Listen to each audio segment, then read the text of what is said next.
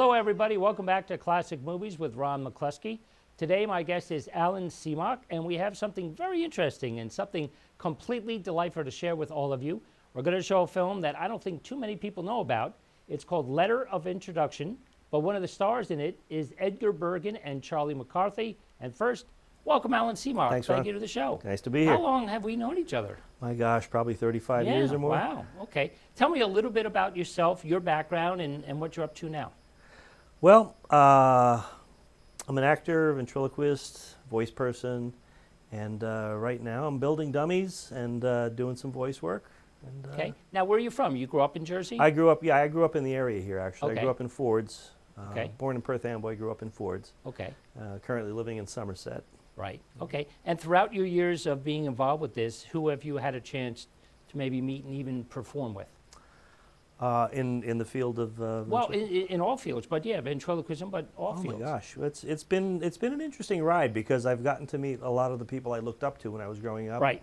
Like Chuck McCann and Paul Ashley, Uh-huh. who did the puppets on Chuck McCann's show. For those Right. people that grew up in this area will Right. know about Chuck McCann. Sure. Yeah. I've worked with Paul Winchell. Uh-huh. I've worked with Jimmy Nelson. Uh-huh.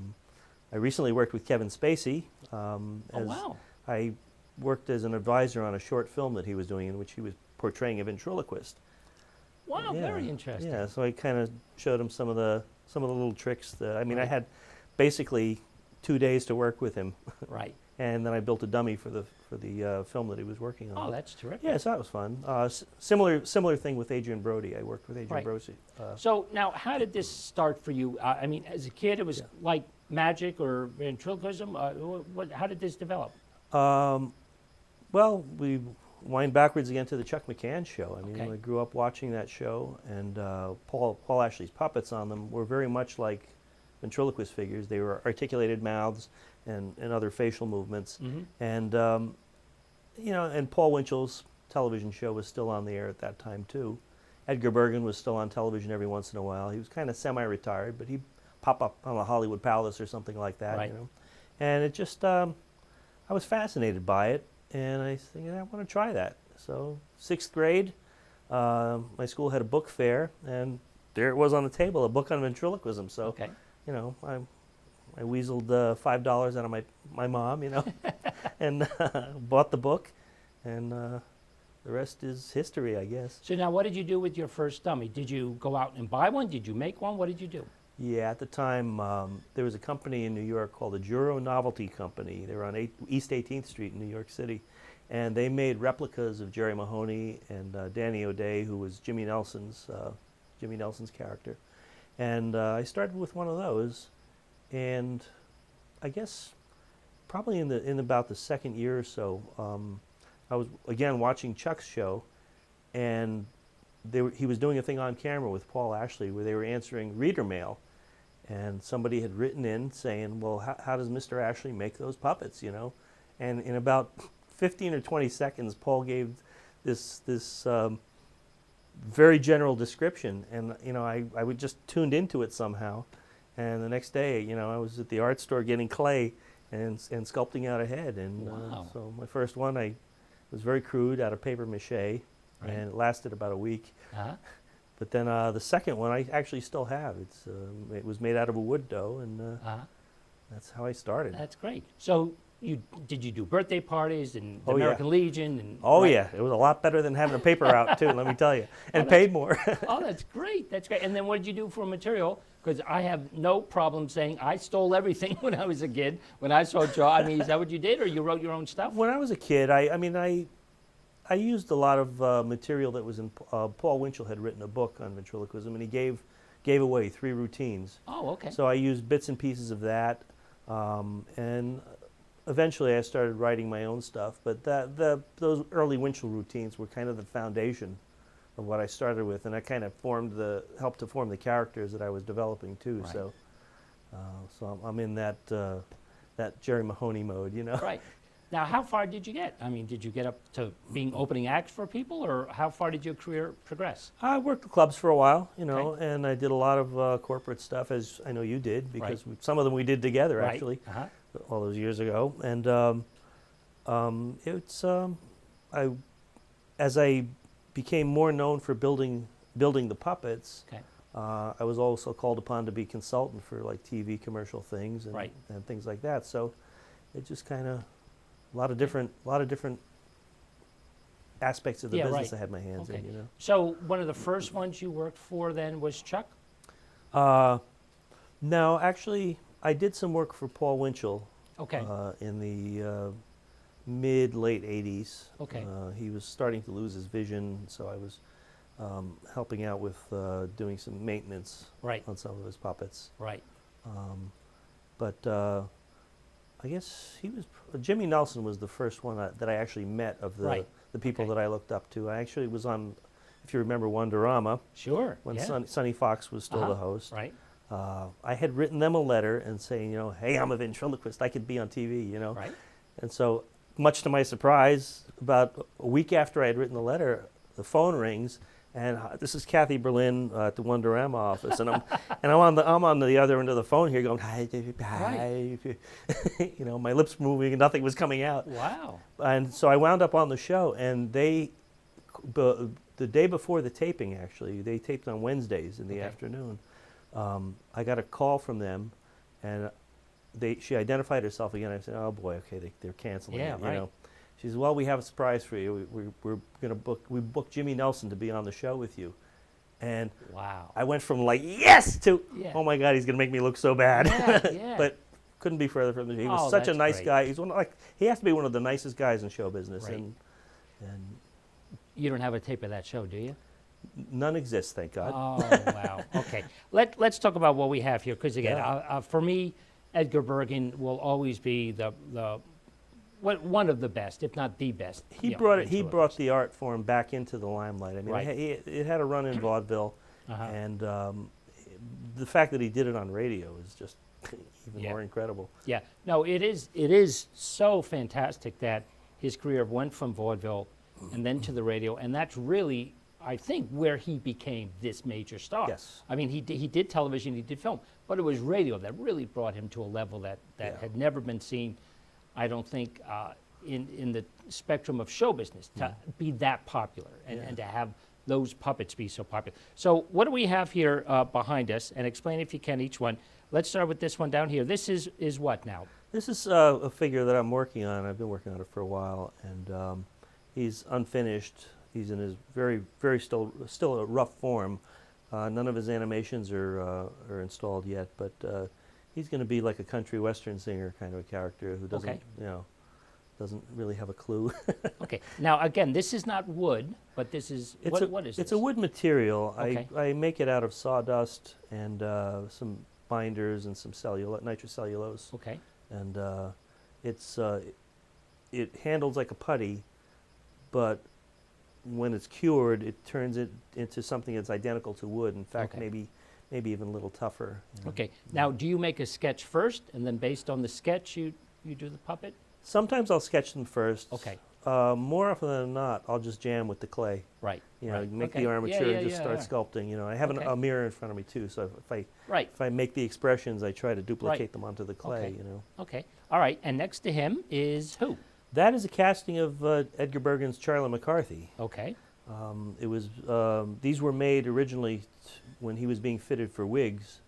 Okay. They would make them out of a material that the wig makers could pin into. Okay. And it's the exact size, shape, and dimension of Charlie's head because it's cast directly from his head. Right. Okay. Now, again, is this styrofoam?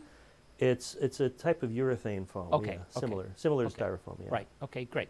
And next to him, who's this? Next to him, that's a character that I had built some years ago, and I eventually revised it after I had a chance to work with the Paul Ashley puppets for a few years after I graduated from college. Right. And he taught me so much about sculpting that I said, well, I have to remake that one. And this is the end result of that, the one sitting next to him. Okay. So he's an earlier version of this one here. Okay. Yeah. Okay. Great. Because again, and again, now staying on this one, this is fully operational, right? Yes. Okay. And Yeah. it's got all the mechanisms. We can and take a look whatever. inside if you want Okay. to. Yeah. Let's take a look. The one we're looking at here is Laszlo, Yes. and he seems to be a little cold. That's why he's got the scarf on. But yeah, if we could pick him up a second, sure. Alan, and let's take a look at it exactly how he operates. There you go. There we go.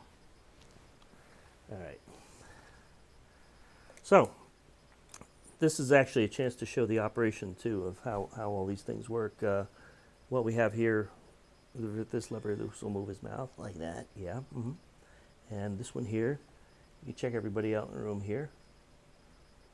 Kind of sad, isn't it? No, never mind. Just look it over there, okay? And this one here puts him to sleep. Okay, that's enough of that. So now, we'll turn around the, give a look at the inside here. And you can see the plumbing inside here. It gets a little complex, but that's what makes everything on the outside happen. Okay, so there's the mechanics are all made of brass and stainless steel, and everything in there is a pretty tight fit. And there's a combination of strings and springs and everything else, and that's basically what makes it all happen. Now, are there certain names to these levers, like left or right, or eyes, or what? Mouth, eyelids, eyes. Okay, just like that. great. Yeah. And this is probably the most common of the movements that any head will make? Pretty much, yeah, at least that. When Laszlo 2 was made, I added one other thing to his mechanical abilities. After my work with Paul Ashley, if we can swing over to here, he's got one extra little thing here that, this is my Paul Ashley influence. Paul's puppets all had very expressive eyebrows. Right. Usually running downward like that Yeah. instead of upwards, so it's, but that was perfect for his personality. Right. Be quiet. All right, never mind. Well, that's what I was going to mention, because that's the only other facial movement that I think I know of is the eyebrows. Right, Is yeah. that happens too. Yeah.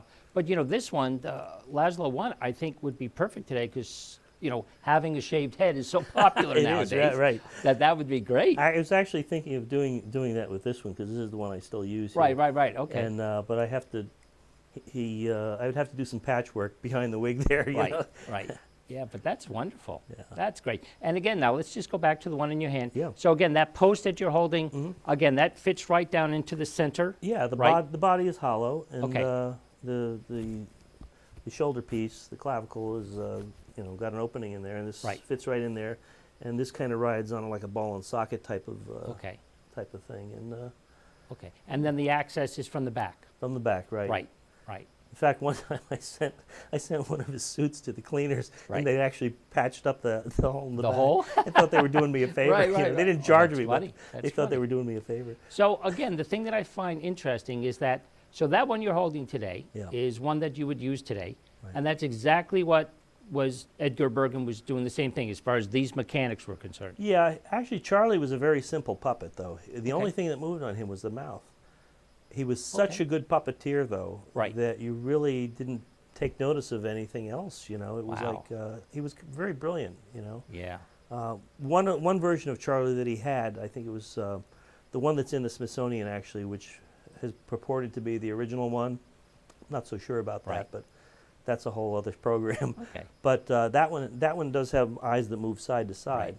But even when he used it on screen, Yeah. you never saw them move. All right. Okay, let's take a look at this movie because, again, it's very, very interesting, very well made. I really enjoyed it a lot. Has Adolphe Menjou in it. Also, another great character actress, Eve Arden. Eve Arden, with sure. a wonderful voice. And also starring Charlie McCarthy and Edgar Bergen. And he's in it almost right from the very beginning. So it's not he's just also, he's in the movie throughout the whole thing. It's notable also because it's only the second feature film that Edgar Bergen did. He had done a series of shorts for Vitaphone Okay. throughout the 1930s.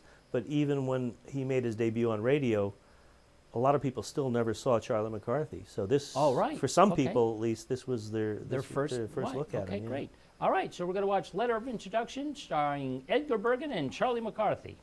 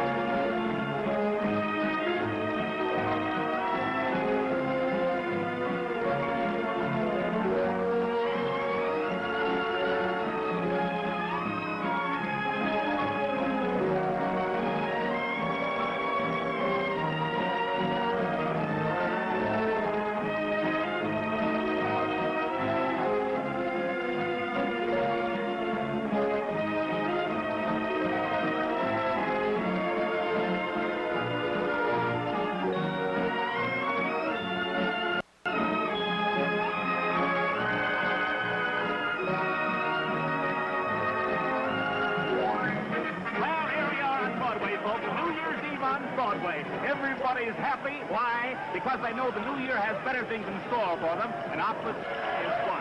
Guaranteed to cure any headache, no matter how much you deserve for it.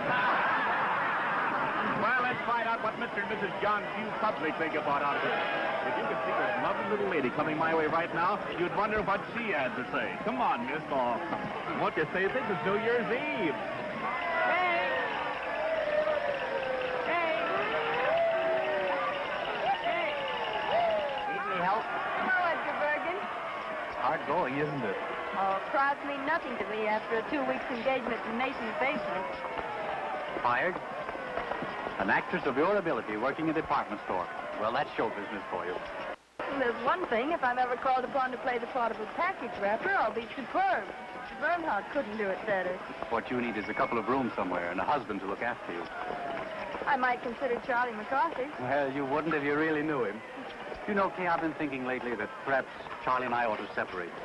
Separate? You and Charlie? I know, but people just aren't interested in ventriloquists and their dummies. Hey, you are in a bad way. Come on, snap out of it. It's a new year, and it's going to be a good year. Good for both of us, I know. Hope so. What's that?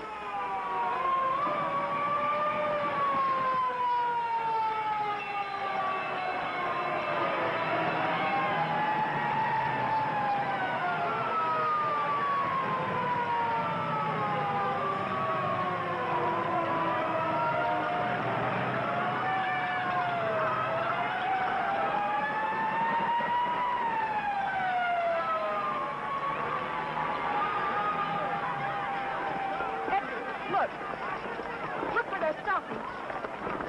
Is it ours? I don't know, it might be. Edgar, it is. It's our house.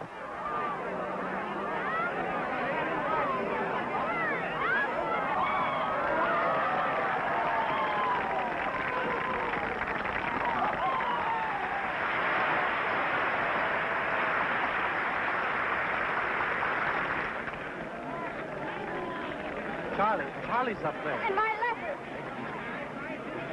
Here, wait a minute. Here. Hey, you come back here. Edgar, my letter of introduction.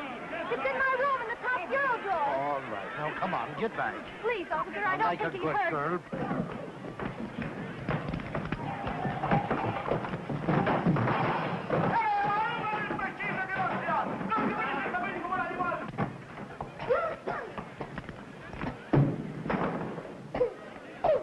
Charlie, come on, we've got to get out of here. What's the matter? I thought the landlady gave us until Monday to dig up the rent.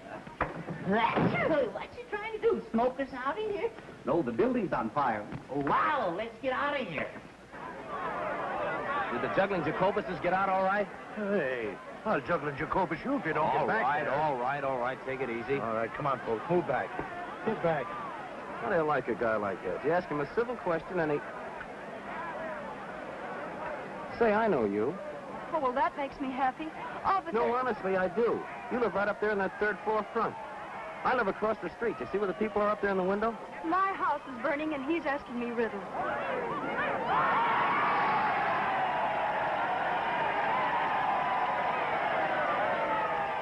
Edgar, did you get my letter? What letter? She wrote you to tell you the house was on fire. Kate, don't go in there. Hey, wait! Stop! Come here, I'll pinch the both of you. Come on, get back here. Hey, where are you? Come back here. Hey, where are you going? Are you nuts? This place is on fire. Come on back here. Of all the stupid dames, of all the dumb Dorans risking our lives to... Who asked you to follow me? That stops me. Maybe that thing is locked. Well, if you'd stop shouting at me for a minute, I might be able to open it.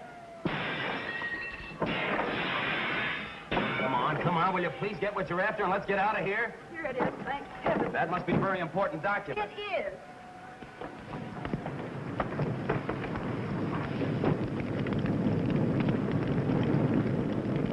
Don't be afraid. Come on. Let's go this way. Don't worry. We'll be out of here in a jiffy.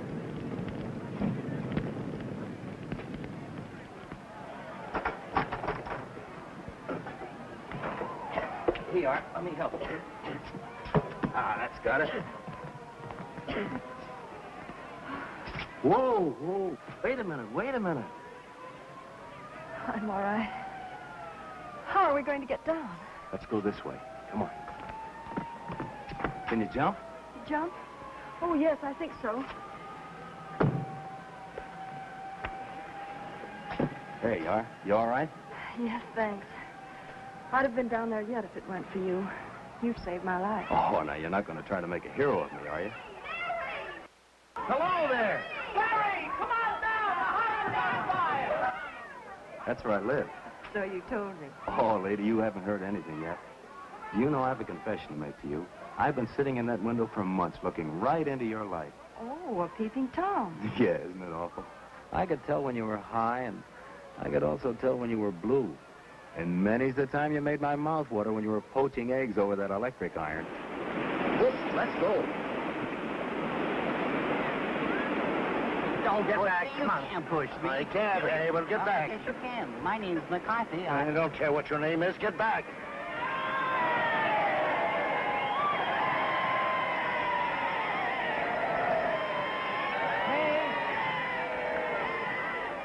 I got it. Or rather, he did. Thank goodness you're safe. Officer, will we be able to go in there? No one can go in there. The place is a wreck.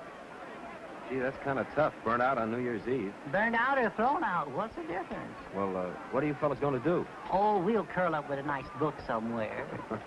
Say, I've got an idea. Why don't you come up to my place? We're having a little party. I think I can grow to care for you. 3 flights to heaven. I hope you don't mind. You're lucky to have stairs. We're fresh out. Looks like just another fire trap, if you ask me. I didn't ask you. My mansion on the hill. Here's Barry now. The fire is out. Ladies and gentlemen, I brought you back a couple of refugees. Miss Kay Martin, Mr. Edgar Bergen. Meet the Bushelites of Broadway. May I take your coat? Who are the Bushelites? Alas, they're artists who hide their lights under bushels. The place certainly looks lived in quiet. All right. You see the juggling Jacobuses? Did they get out all right? I hope so. I didn't see them. My name is Honey. Hope you didn't lose anything. I don't think so. We'll know in the morning. Beer? Thank you. Beer? Thank you. Bergen? Quiet, can't you see I'm trying to drink? Yes, but Honey didn't give Charlie any beer. I beg your pardon. I'll get you some. Honey's my partner. She's a swell kid. You'll like her. What do you do? We dance. Just at the moment, according to our agents, we're resting after a long and arduous tour. And what do you do? Well, I'm a Bushelite, too. I'm resting after a long run in Schubert's outer office. Oh, congratulations. Here you are, Charlie, dear. Oh, last but not least, I thank you. I. Too much beer isn't good for little boys. Too much beer? No. Uh-huh. Well, you certainly took care of that.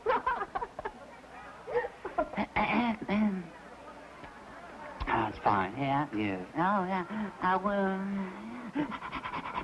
It's good. Yeah, well, I wouldn't know about that. No. A ventriloquist. Can you beat that? I didn't think they existed anymore. When a house burns, you never know what's coming out. I don't think I'm gonna like her. Greetings, fellow ham. Very good.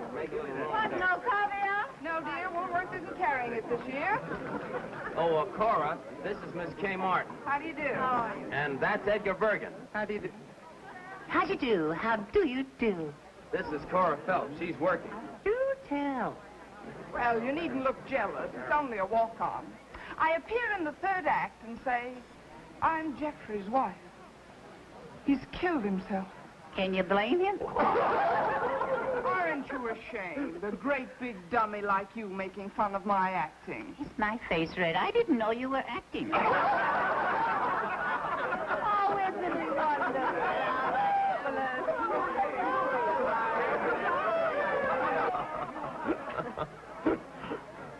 I really ought to be thinking of a place to sleep. Oh, leave that to Honey. She'll figure it out. She and the landlady are just like that. She is nice. Ladies and gentlemen, we speak to you from the Rainbow Room at Rockefeller Center. It is now 15 seconds before midnight.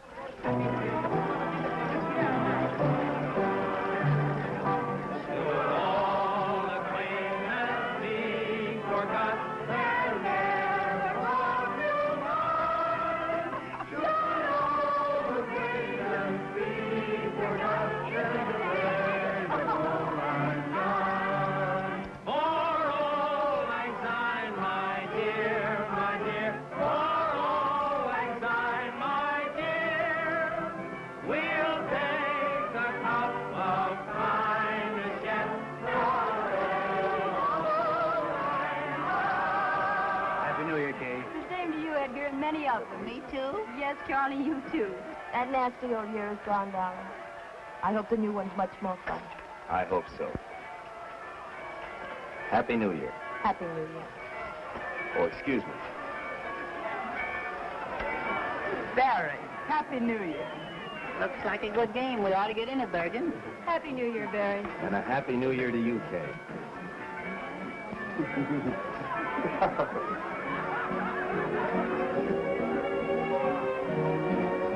Shall we dance?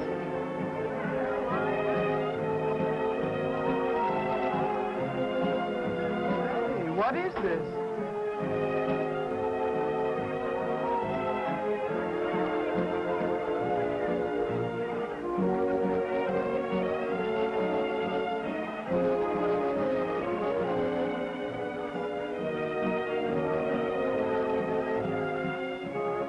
I wouldn't know what to call that, would you? Love on a dime.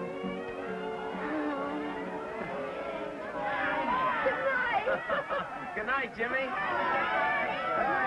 cut it out. What's the idea? What's all the noise around here? Well, look at Marie. Look at Marie in the top. The uniform gutter again. It's cold. Good night, Kitty. I'll be seeing you in bed. Good night, baby. Good night, Cora. Good night. Ooh, it's beginning to snow. You'd better come inside where it's warm and close the window. Oh, wait a minute. A little fresh air is good for you. Not me. Good night, dear. I'll lay a nightgown out on the couch for you. Thanks. I'll be right down. Good night, Barry. Good night, honey. Good night. I feel terribly guilty letting Honey do all this for me. Oh, don't worry about her. She likes it. Honey's got the biggest heart in the world. That must be the dawn. See where it's getting light over there on the top of that building? The dawn of the new year. Does it mean that much to you? Everything. You said you were going to tell me what was in that letter. Did I? Sure, don't you remember? You said it was a passport to fame and fortune and happiness. It might easily be. Are you thinking of getting married? No, nothing like that. Well, then I can't imagine what it could be. It's a letter of introduction to John Mannering. John Mannering. The great lover. Is he? Well, so they say. On the screen and in private life, too.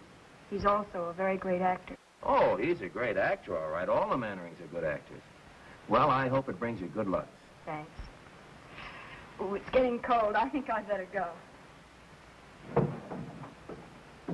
There. I guess that ought to be comfortable. Thanks. Have you and Barry been together long? For 5 years. For 5 long, hard years. But I don't begrudge a day of it. Barry's been swell. He's taught me, and I've helped him. And all we need is a break to get right up on top with Rogers and Astaire. And we'll get there. Nothing can stop us. If Cora snores, throw a slipper at her. I'll be all right. Good night. Good night.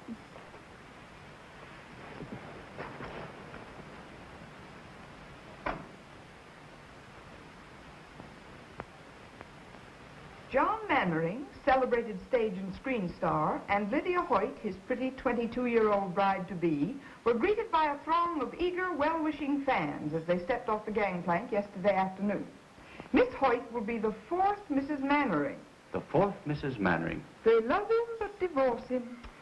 Oh, to be like that. How about it, Bergen? Couldn't we afford a wife or two? Listen to the young turk. What time is it, Barry? It's 2 o'clock. Ooh, I'd better hurry. There you are. You going to wear that hat? I guess I'll have to. My only nice one was soaked in the fire. Kay, Yes? Don't you think you better phone Mannering first and ask for an appointment? I've been carrying this letter around for months. I'm not going to give him a chance to put me off. Well, aren't you putting too much faith in that letter?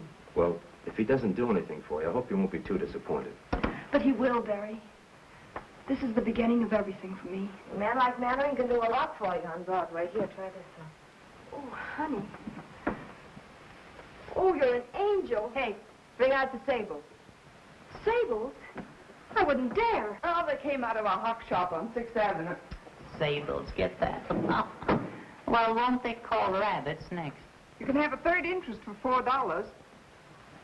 Oh, they're lovely. How do I look? You look swell.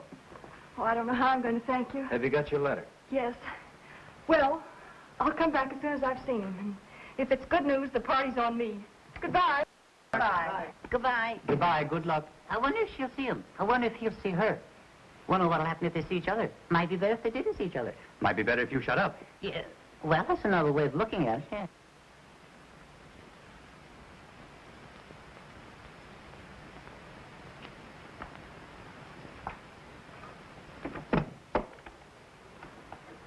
Yes? I'd like to see Mr. Mannering, please. Mr. Mannering is occupied. He's seeing no one. Well, I'm sure he'll see me. I have a letter of introduction. From whom? Well, if you let me come inside, I'll tell you.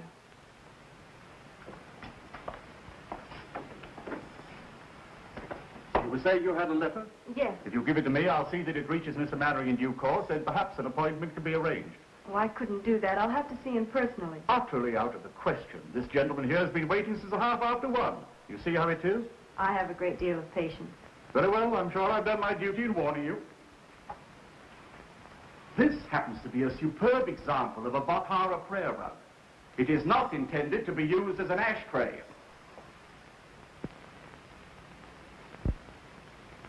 Jules, it was a cloudy day. The cemetery of Père Lachaise was the slate gray of a Joseph Pennell skyscape. I walked down the path past the tomb of Eloise and Abelard, and I stopped in reverence before it. Before the memory of their love that no man could put asunder. I beg your pardon, sir. That no man could put asunder. I went on in the mist until I came to where your sainted grandmother lay. And there, one by one, as you directed, I let drop the sprigs of heliotrope. It was kind of you to remember, monsieur. For a friend, it was nothing. You stupid fool!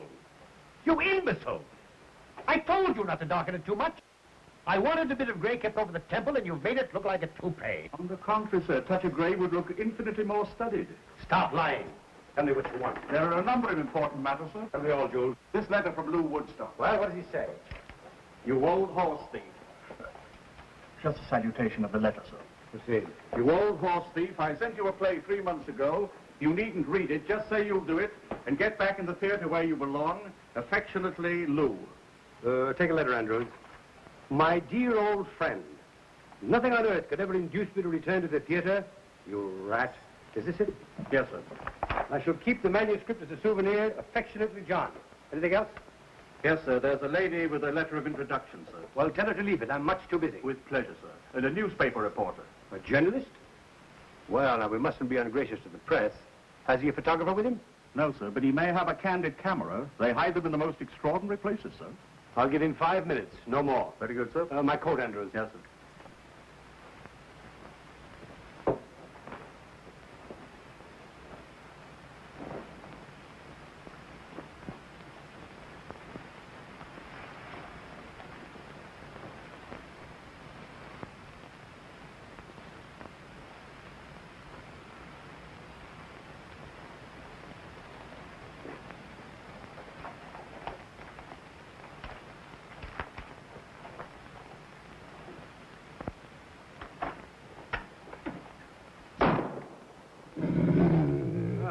I do miss old Rover. What's this one's name? Blitzen, sir. He's German. Blitzen. Does he bite? Oh, no, sir. He's very tame. I'm sure he won't bite, sir. Well, I'm not.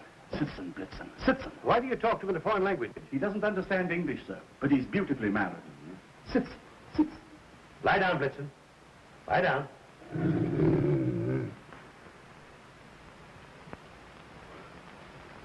A very lovely picture, sir. You may come in now. Not you, him. Good afternoon, my friend. I'm afraid that I can make no statement on my forthcoming plans until after the wedding. Well, that's too bad, but you are John Mannering, aren't you? Sir? What's this? Just a summons, Mr. Mannering, for non-payment of alimony. Sorry to trouble you. Reporter? Charlatan! Blitzen, nice Blitzen. Schöne Blitzen. That's Blitzen. Engels! Schöne Blitzen. Engels! Blitzen, Platz, Blitzen, Platz. Engels!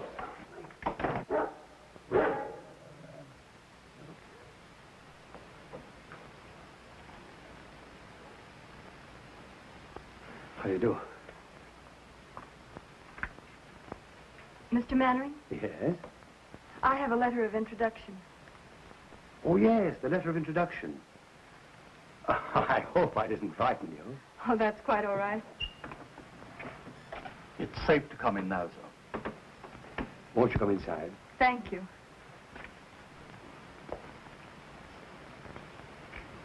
Would you sit down? Thank you.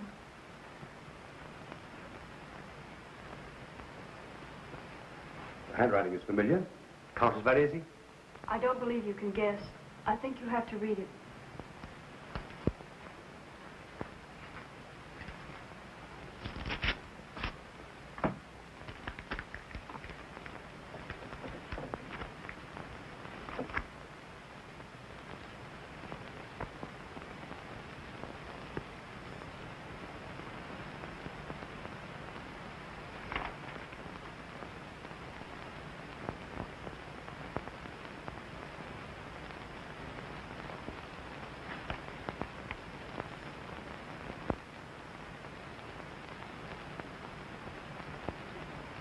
Please say something. Where have you been, my dear? Why haven't I known? I didn't know myself until recently. Take off your hat. No, don't touch it. Let me see you just as you are. Yes, I see it now. Same forehead. Same lovely hair. Only your mother's, I imagine, is turning gray. It turned very fast toward the end. She's dead. A few months ago, I was in New York trying to get a job. Someone wired me. When I got there, she gave me the letter. It was the first time I knew. She felt she owed it to me, and perhaps to you, and made me promise that... Forgive me. Forgive you? Oh, my dear. I don't want to be any bother. It's... Bother? My dear girl. Let me look at you again. That takes me back. There were tears in her eyes, too, the last time I saw her.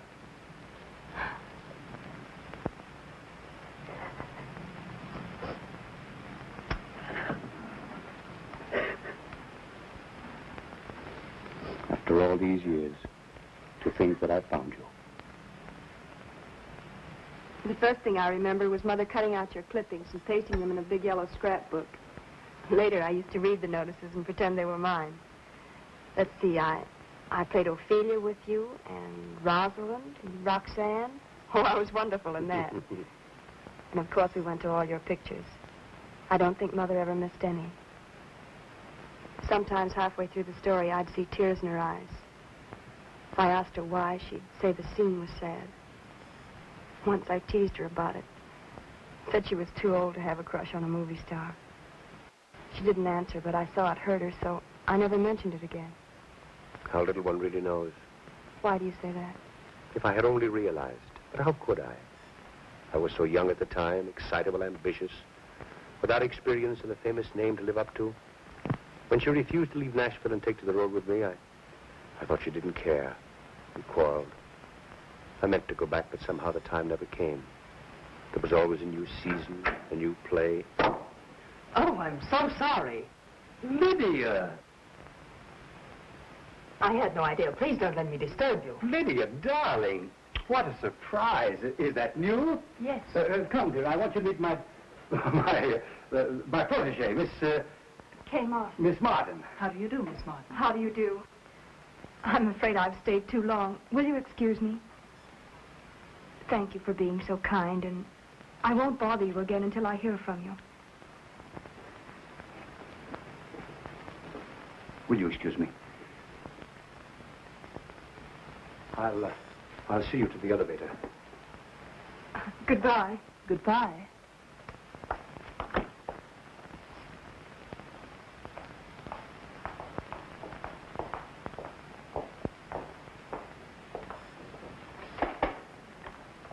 I haven't even your address. Oh, how stupid of me. I'll write it down.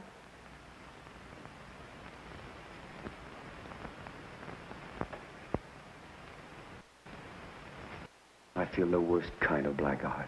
Why? I started to tell her. I had a mean of telling her, but the word daughter seemed to stick in my throat. I guess being a father so suddenly has upset me. I understand.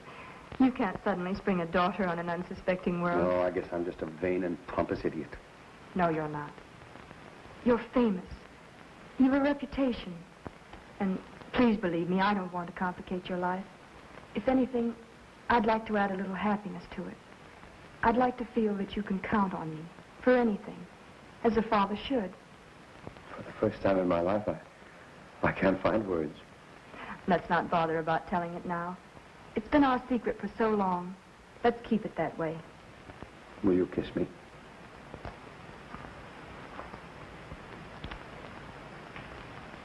I'm proud of you. Goodbye. And I'll call you soon. Goodbye.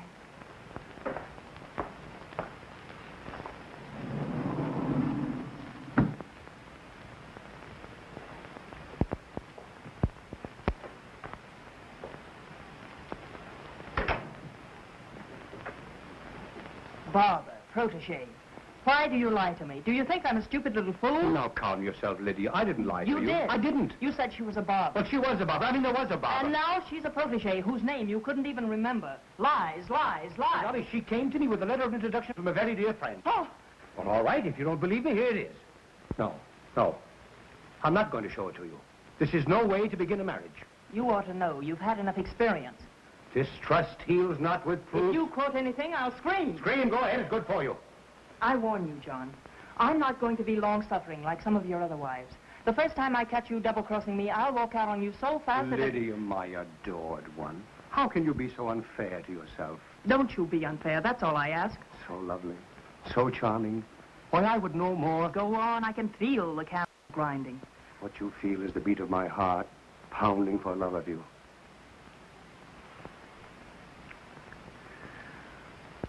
I must be out of my mind to think of marrying you. Just plain mad.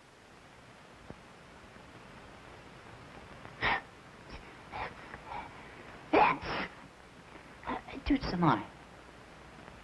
If we put those steps end to end, should be halfway to Benton Harbor, Michigan by now.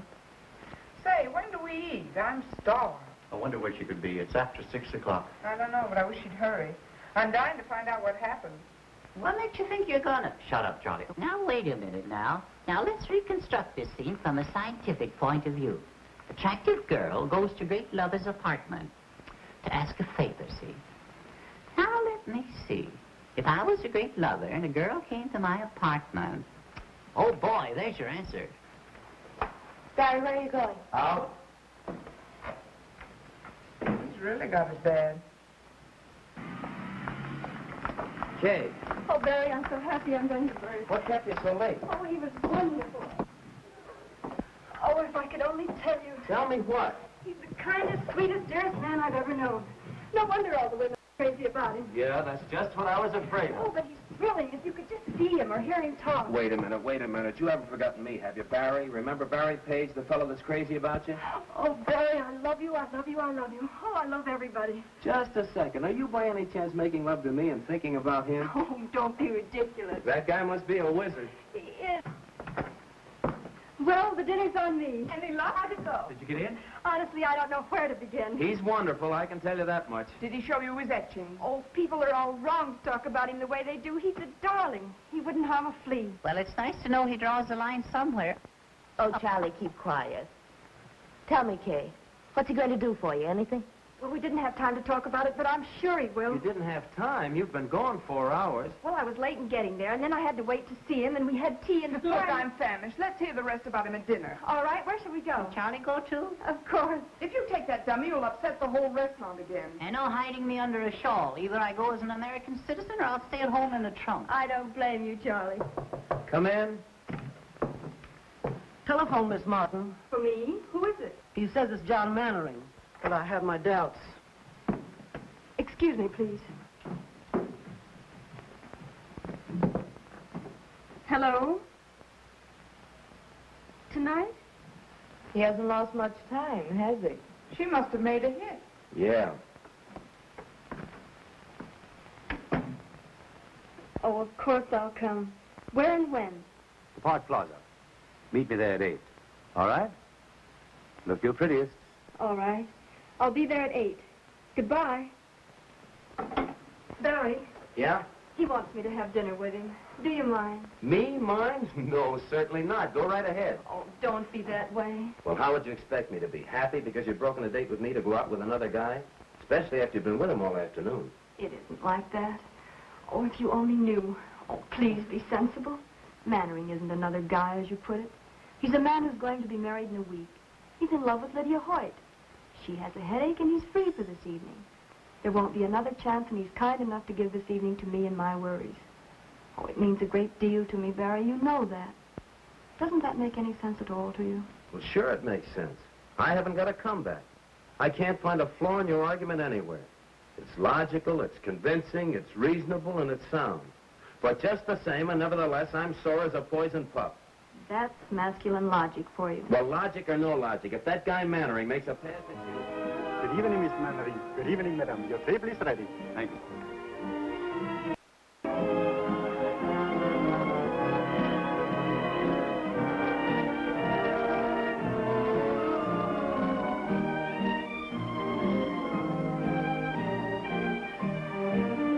Service for Derek. May I suggest the pompano, sir? Raised from Palm Beach by plane this morning. I'm going to leave it to you entirely. But remember, this is a very special occasion. Thank you, sir.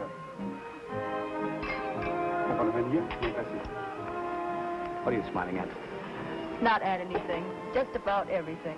You know, to be perfectly frank, I'm not altogether sorry that Lydia had a headache this evening. What would Lydia do to you if she heard that? Ooh, I shudder to think, but don't misunderstand me. I don't. It's just that it's so nice to have this evening all alone with you, Kay. It's John Mannering and Lydia. What's Lydia wearing? That isn't Lydia. Stop squinting and eat your dinner. Now, tell me all about yourself. Where you live, how you live, who your friends are, how broke you are. I'm not broke. The money's holding out, carefully budgeted. The only trouble is the money and the budget don't seem to come out together at the end of the month. Well, no Mannering ever made a budget, let alone live up to it. But you won't have to worry about that anymore, my dear. You'll sprain your neck if you're not careful. I don't care. I think it's terrible. 3 weeks until the wedding, and he's out with another girl. You wouldn't be calling Lydia, would you? Don't be absurd. The nearest telephone is right out there.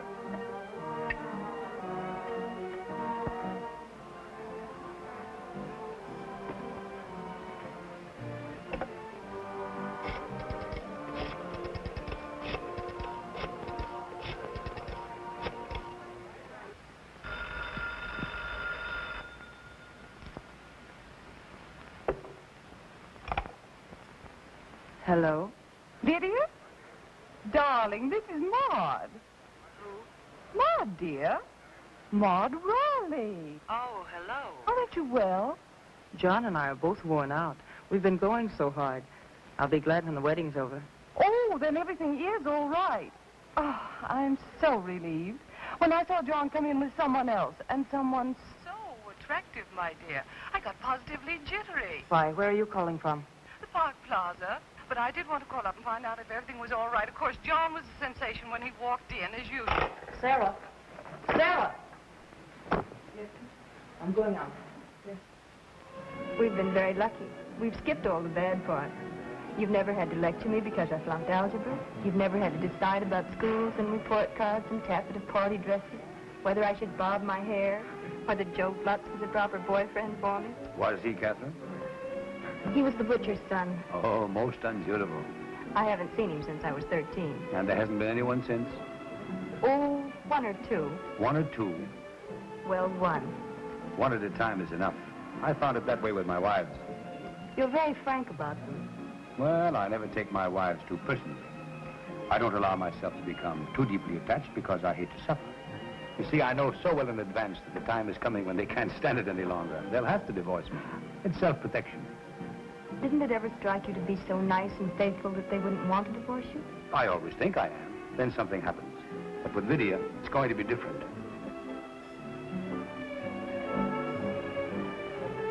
Good evening, madame. Good evening. Is madame looking for someone? Why, yes, sir. Never mind, I found him. Shall we dance? I'd love to.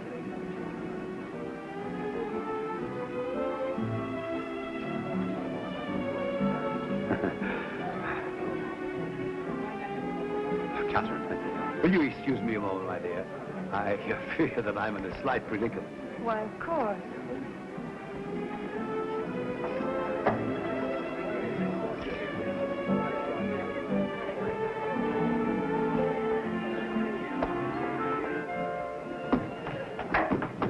Lydia, now wait a minute. Let go of that door. Not until you promise to listen I'm to listening me. to you for the last time. You're not going to make a fool out of me. Lydia, this isn't right. You're being foolish. I told you this afternoon I wouldn't tolerate your two-timing. Let go of the door. Lydia, you're making a scene. Let go of that door. I'll scream. Mr. Mannering, may I have your autograph?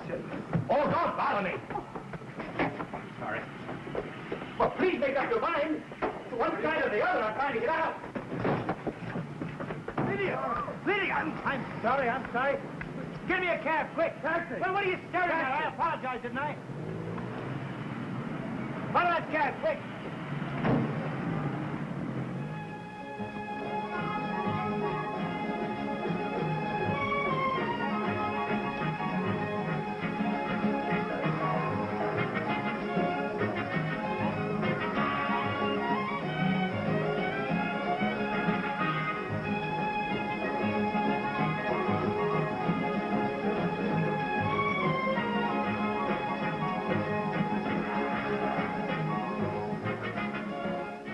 I'd better not wait any longer. Something must have happened. Very good, madame. Oh, but I was with Mr. Mannering. Oh, the maître d'hôtel, he is gone for the night, madame. I am only a waiter. I couldn't take the responsibility. $21 for chicken? Poulet tétrazini garni sous cloche is not exactly chicken, madame. Well, could I use your phone? Why, certainly, madame. This way, please.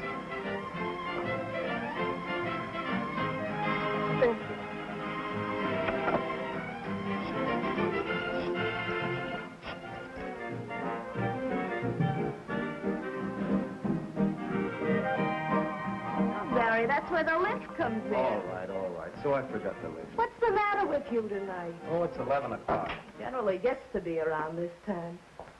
When we finally get a chance for a job. But it was only a chance. Let's drop the whole thing for tonight, huh? You know, she ought to be home by now. Oh, that's it, huh? Still worried about Kay and the big bad wolf? You act as though she were whipped cream. Believe it or not, the big city's a lot kinder to little girls from the country than it used to be. Especially if they've got letters to the right people. Oh, it's easy enough for you to talk like that. You've been around. But Kay is different. So was I once. I had hay in my hair, too, but it shook out fast after 2 seasons in the chorus. And no casualties, either. So stop being a rover boy. I guess I do sound like that.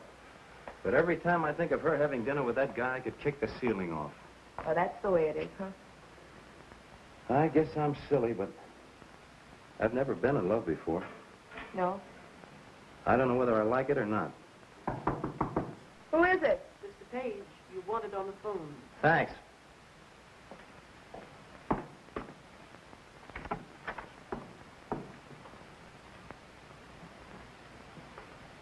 Hello? Barry? It's Kay. Mr. Mannering was called away suddenly, and I'm stuck with a check. It's $21. $21? What did you have? Platinum pheasant stuffed with pearls?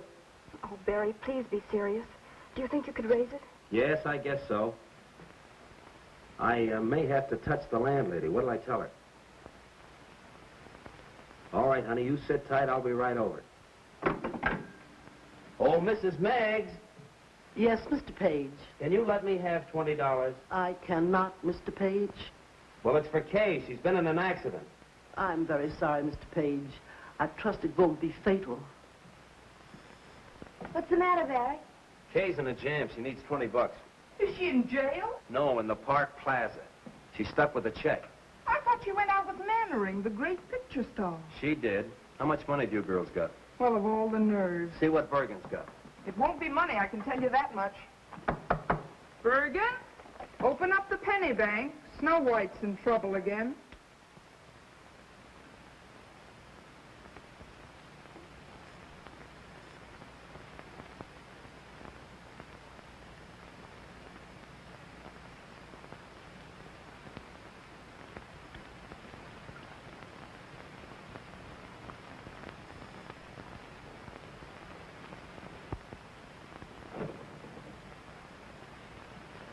Good evening, Miss Martin.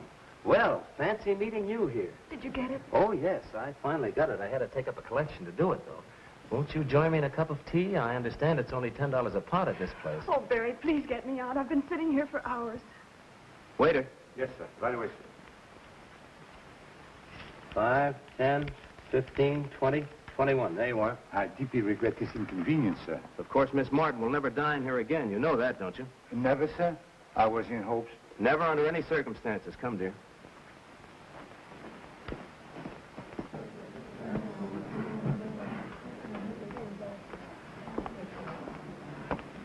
Oh, it was like a nightmare sitting in there. Well, what do you suppose happened to his royal nibs? I'd rather not talk about it, Barry.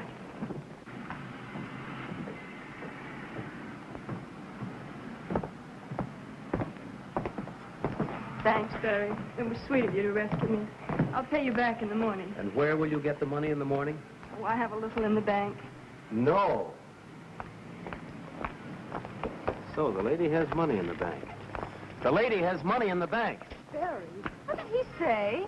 He said the lady has money in the bank. Oh, Billy, you fool. Well, you have money in the bank. Shall we dance?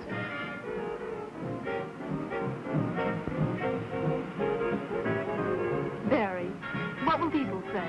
People? Are there any other people in the world besides us?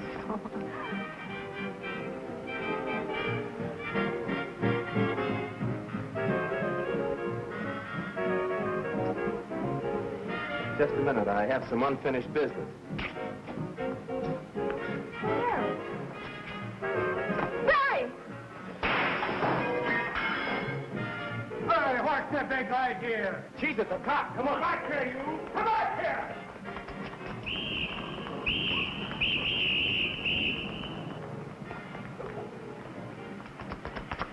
Come on, in here. Is he after us? Who? The cop. Oh, he wasn't coming. Well, then why? I thought to run. Oh, you idiot. Oh, okay, darling. I love you. We don't need any money. We don't need fame. We don't need anything except the world for our shooting gallery. Will you marry me? If you really want me to. We may not be able to eat a $20 chicken dinner at the plaza, but a hot dog in Central Park is a lot more fun.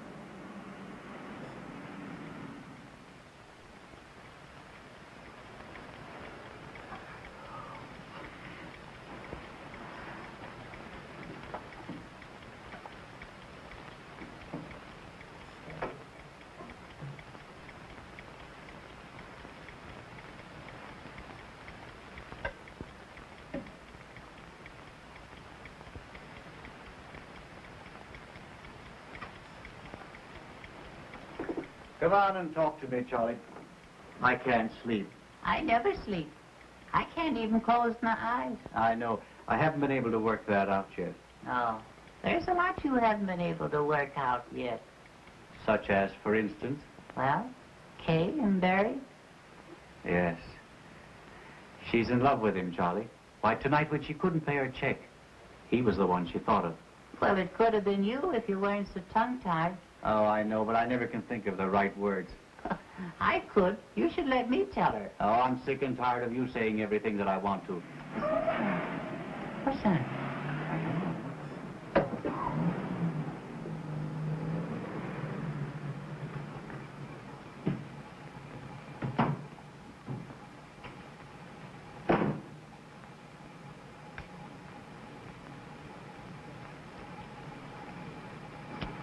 Where is number 217? Over there. Why don't you go and tell White? Throw your voice. No. Go ahead. My, what a load. Who said that?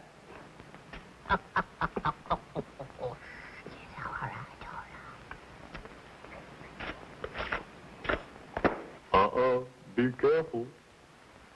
Smart fella, huh?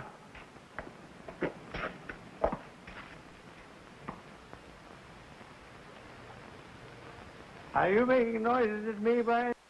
Yeah, what are you going to do about it? Ye gods, a talking horse. Hey, you're making too much noise down there. You're waking up the whole neighborhood. Will you keep quiet? Yeah, will you get along, mister? Oh, ventriloquist. I beg your pardon. I'm looking for Miss Kay Martin. Kay Martin? I believe she lives in the house. Wait a minute. I'll be right down. Yeah, we'll be right down.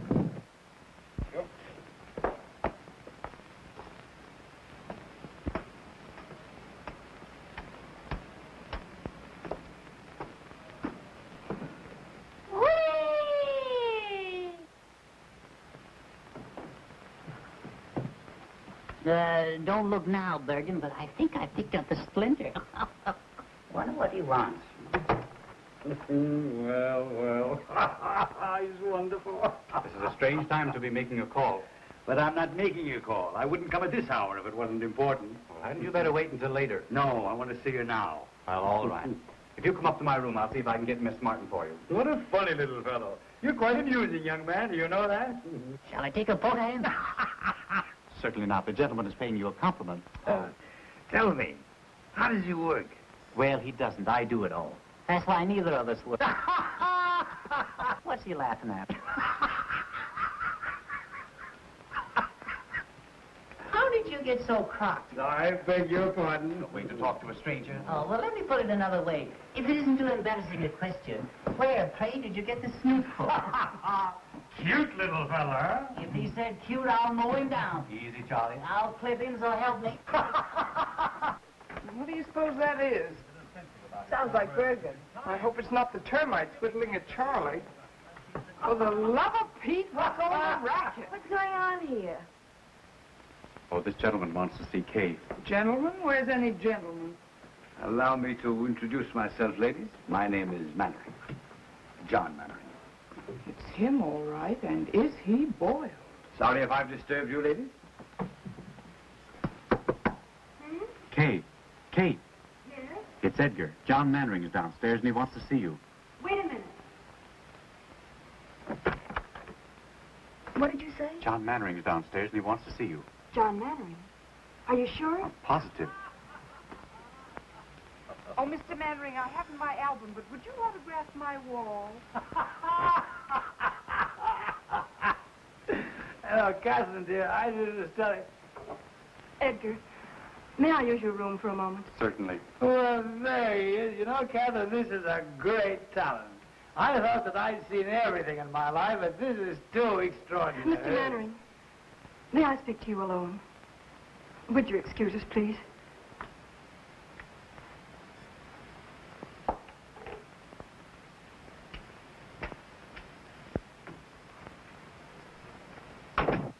I owe you an apology. You're disappointed in me, aren't you? I don't know what to think. Would you like a cup of coffee? No, I'll be all right. I shouldn't have come here like this tonight, but I wanted to explain. Lydia saw us at the plaza. Had a scene. It's all over, Catherine. Over? Because of me? Yes. And you didn't tell her even then? I couldn't. But why? She wouldn't let me. She wouldn't even listen to me. Now that it's over, I don't care. Oh, someday you're going to hate me for this. You'll wish I'd never come. Don't say that. Well, that's a sign of prosperity. More handkerchiefs than mirror space. Come in. Good morning, lady. Hiya, Barry.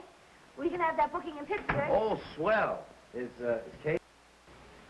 No, she isn't. I'll say she isn't. Where is she? She had to go out. I'll say she had to go out. Out? Out where? I don't know. She didn't tell me. Say, what's going on here? Oh, don't mind us, old boy. We didn't get much sleep last night. The traffic was terrific. Come on, Cora. What's on your mind? Mine? Not a thing, old boy. Not a thing. Honey, what's she talking about? Mannering dropped in to see Kay. Mannering? When? At 4 a.m. as the crow flies. He was a little tight. Plastered. And probably just wanted to apologize to Kay for leaving her at the Park Plaza. At least that's what we think. Of course, we couldn't hear much after they closed the door. Kay took him home.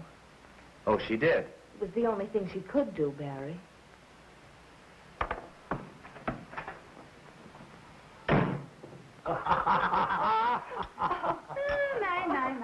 So this is the way the idle rich live, huh? Charlie. You see, Bergen, if you were only a dramatic actor, we could have all this junk, fouled around. Oh, Charlie, I worked very hard for all this. Oh, come. All you do is mug a little and have a popular leading lady. Andrews, some more coffee, please, for Mr. Bergen and Mr. McCarthy. Yes, just put a head on her sauce. Putting on a little weight, aren't you, Andrews? Oh, excuse me. That's quite all right, old fellow. I do it myself sometimes. No sense of humor at all. You know, Bergen, it's an outrage that the public doesn't know Charlie. He ought to be working constantly. That's what I say. Well, we haven't worked for months. I'm afraid ventriloquism is a thing of the past. Well, I don't be... Andrews, get Mr. Cummings at the Lambs Club on the telephone. Very good, sir. Make it snappy, Andrews, will you? What are you going to do? I'm going to try to get Charlie the chance he deserves. Oh, that'll be wonderful. Did you hear that, Bergen? Now, I don't want you to try to horn in on this thing either. Mr. Cummings, please. Mr. Cummings, oh. Andrews, let me talk with you, please. Hello, Tony. This is John Mannering talking. Hey, Tony, when is our next gamble?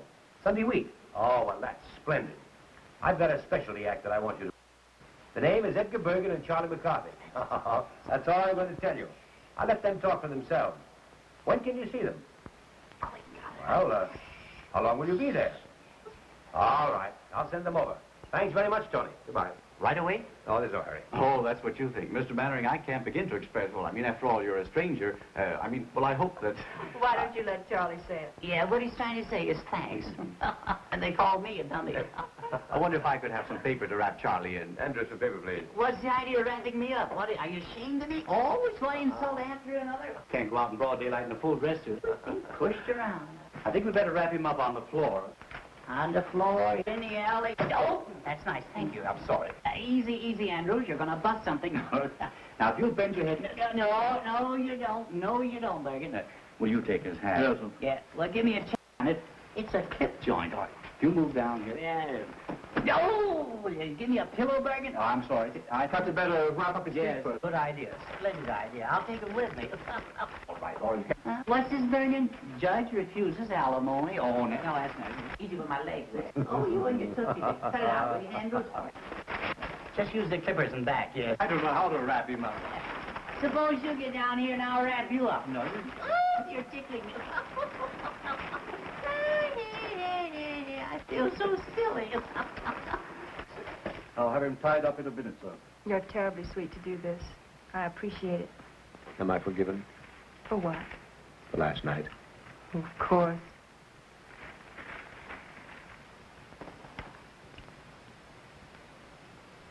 Hey, you're pinching me, Lingo. I can't breathe. Ouch. Dirty double crossing, good for nothing. Well, I better run along before the real language starts. You haven't heard anything yet. Goodbye, old-timer. Good luck. Thanks. Goodbye, Kate. Au revoir, Mr. Mannering. I'll give you a ring tonight if I can get away from Bergen. Thank you. Goodbye. Goodbye. Who am I saying goodbye to? Andrews. Oh, Andrews. Remind me next time I come here to insult him. All right. What are we waiting for? We're waiting for the elevator. Will you please shut up? Well, how am I supposed to know? I can't see. Hello, Bergen. Will you get down there? Kiss me. All right. Down? Down, yes. Yeah, down and out. Take it easy, buddy. I got a weak heart. Which is Mannering's apartment? Right across the hall, sir.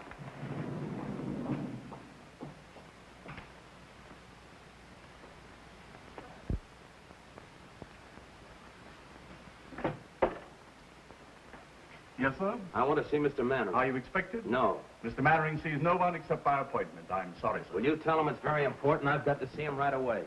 I beg your pardon, sir. If you will be good enough to sit down, sir, I'll see what I can do.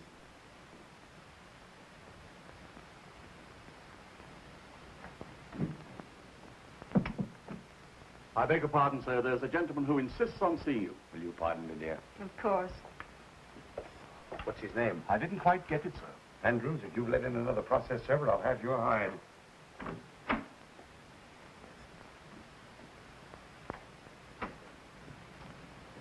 Good morning. Mr. Mannering. Yes, what can I do for you? Where is she?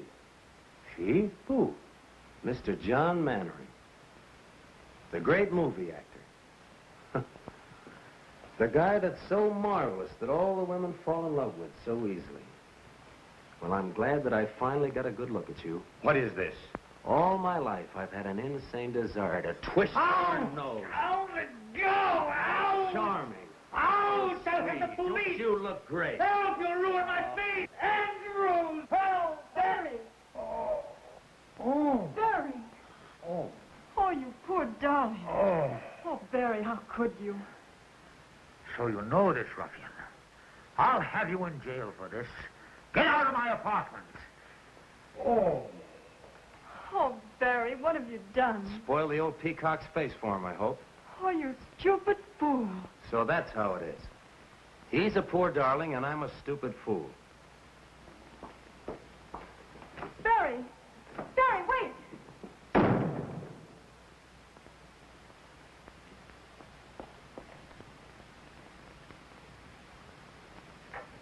Oh! It's turning blue. Oh. Oh, I'm so sorry. Let me look at it. No, don't touch it. Oh, does it hurt? Hurt. I shall consider myself very fortunate if I'm not disfigured for life. Oh, he must have been out of his mind. Tell me, who was that gangster? Oh, he's not a gangster. He's Barry Page, the boy I told you about last night. We're going to be married. Married? Yes. Well, things are happening. Yesterday I discovered I was a father. Today I'm to be a father-in-law. And in a year, all things being equal, I'll be a grandfather. If you'll excuse me, I'll try to catch Barry and explain. Explain what? That you're my father. Well, I couldn't let him go on thinking what he does about me, could I? Yes. I'll be back in a little while.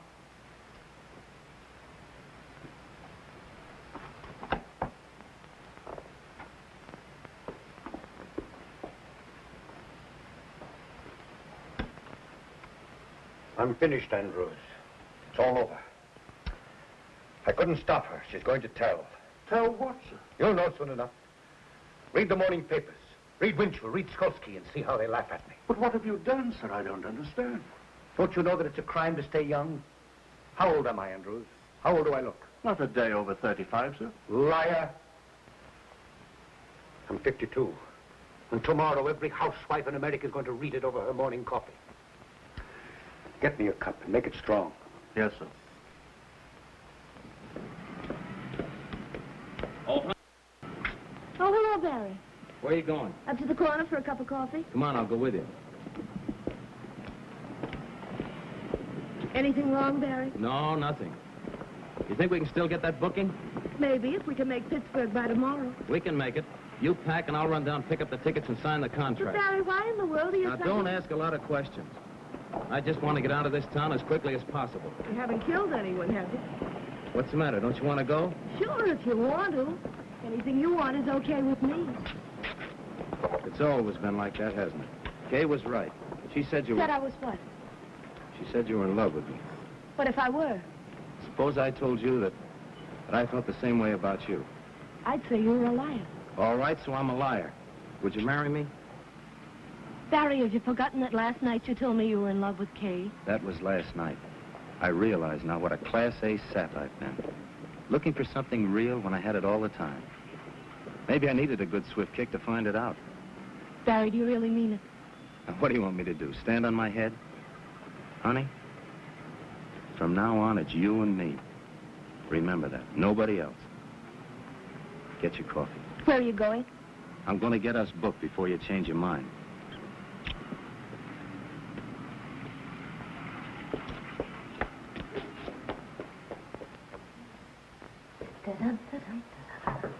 Come in. Honey, have you seen Barry? Yes, I just left him. I've got to see him. Where is he? Gone to see an agent about a job. We're going on the road. I'm packing now for both of us. Just like old times, only better. Kay, do me a favor, will you, and drag that suitcase out from under the bed? Kay? Kay, what do you think? He asked me to marry him. After being together 5 years, suddenly he asked me. Just like that. You could have knocked me over. When did this happen? Just now. I wonder what Cora did with that clean laundry. I don't mind telling you, I was pretty scared when you came along. I thought he was nuts about you. Funny how things turn out. 1 minute you want to take poison, and the next just singing like a canary. Oh, you must think I'm crazy carrying on like this, but I think it's swell when two people are married and work together. I'd give my life to put Barry up where he belongs. I think, I dream, I pray for his success. It's all I care about. Now, of course, with you, it's something else again. You've got your own career, not to mention Mannering. You don't have to explain, honey. I wish you all the happiness in the world. Both of you.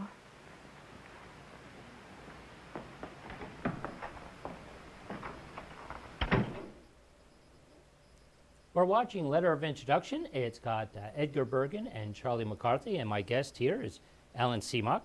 Alan, I find this part of entertainment so interesting and fascinating, and there have been certain people that, in my mind, really stand out. And let's just talk about some of them briefly. First of all, Senor Wences. Now, he came from Spain, correct? Mm-hmm. And I guess most people know him through the Ed Sullivan Show. But what was his career? Where did he start, and what else did he do? Well, I mean, he worked at the Crazy Horse Saloon in Paris for many years, both before and after his big fame on television. Right. And, you know, he worked the later vaudeville revival that happened in the 40s and early 50s. Right. I mean, he'd been in the business since the 1920s. Wow. You know, so he's a classic, you know. Right. I mean, he's really, everybody remembers, mainly though, it's all right, you know. Right. And it's an interesting story. The head in the box, Pedro, the head in the box, happened by accident.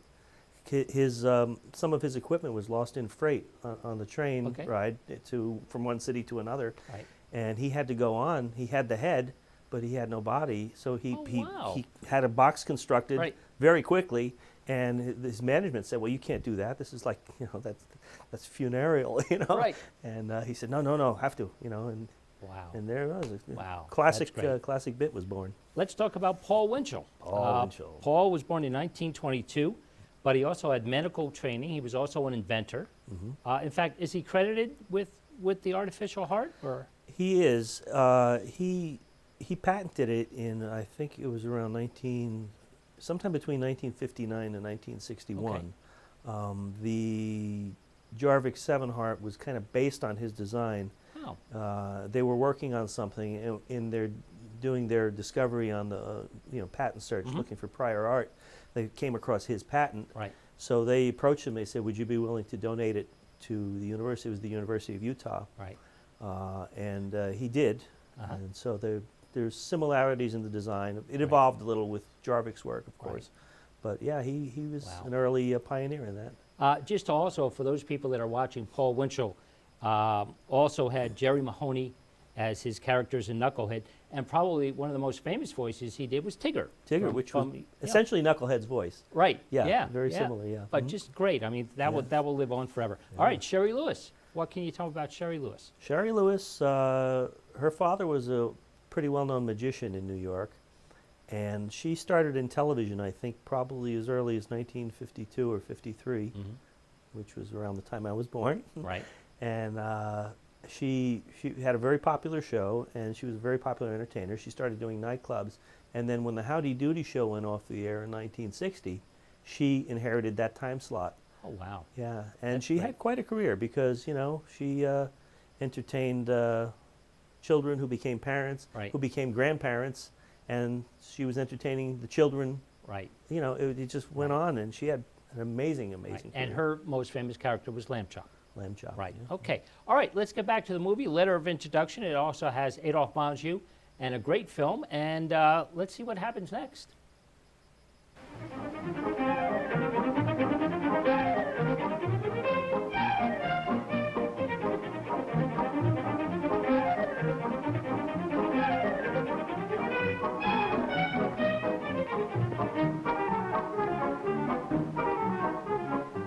Shall we go inside? I'd love to.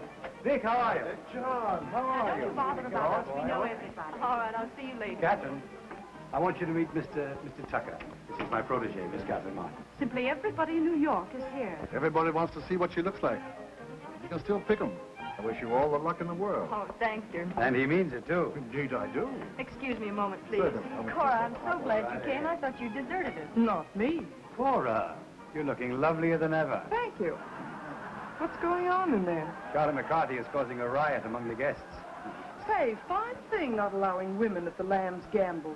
I'd have given anything to have seen Charlie mow 'em down. Now, listen, I'm going to tell you a secret. Rudy Valley was there, and he was so impressed with Bergen that he's invited him to appear as guest artist on his radio program. Good heavens, what's a dummy going to do on the air? Never you mind. I have complete faith in Charlie.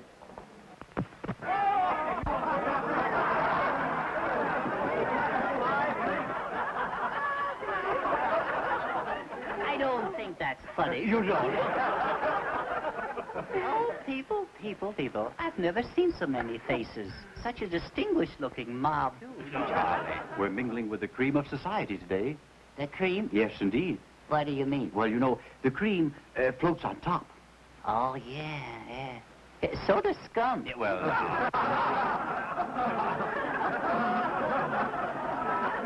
Will you excuse me, please? Of course.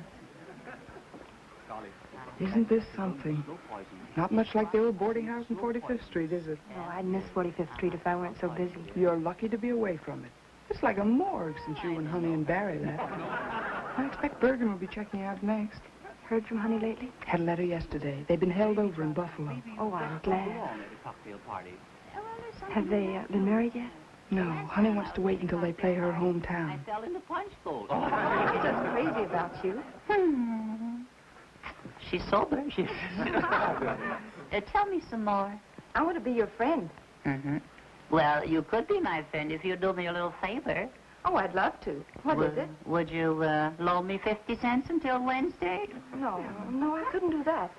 Tuesday until Monday? No. What's going on here? You don't mean to tell me that you're trying to borrow money from this lady. Well, I didn't mean to tell you. No, worse than that, I didn't get it. I see. Well, I'm glad you didn't give it to him.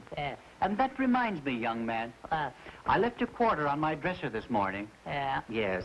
And when I came back, the quarter was gone. It was? Yes. And we are the only two people up there. Well, there's always, Mr. Bergen.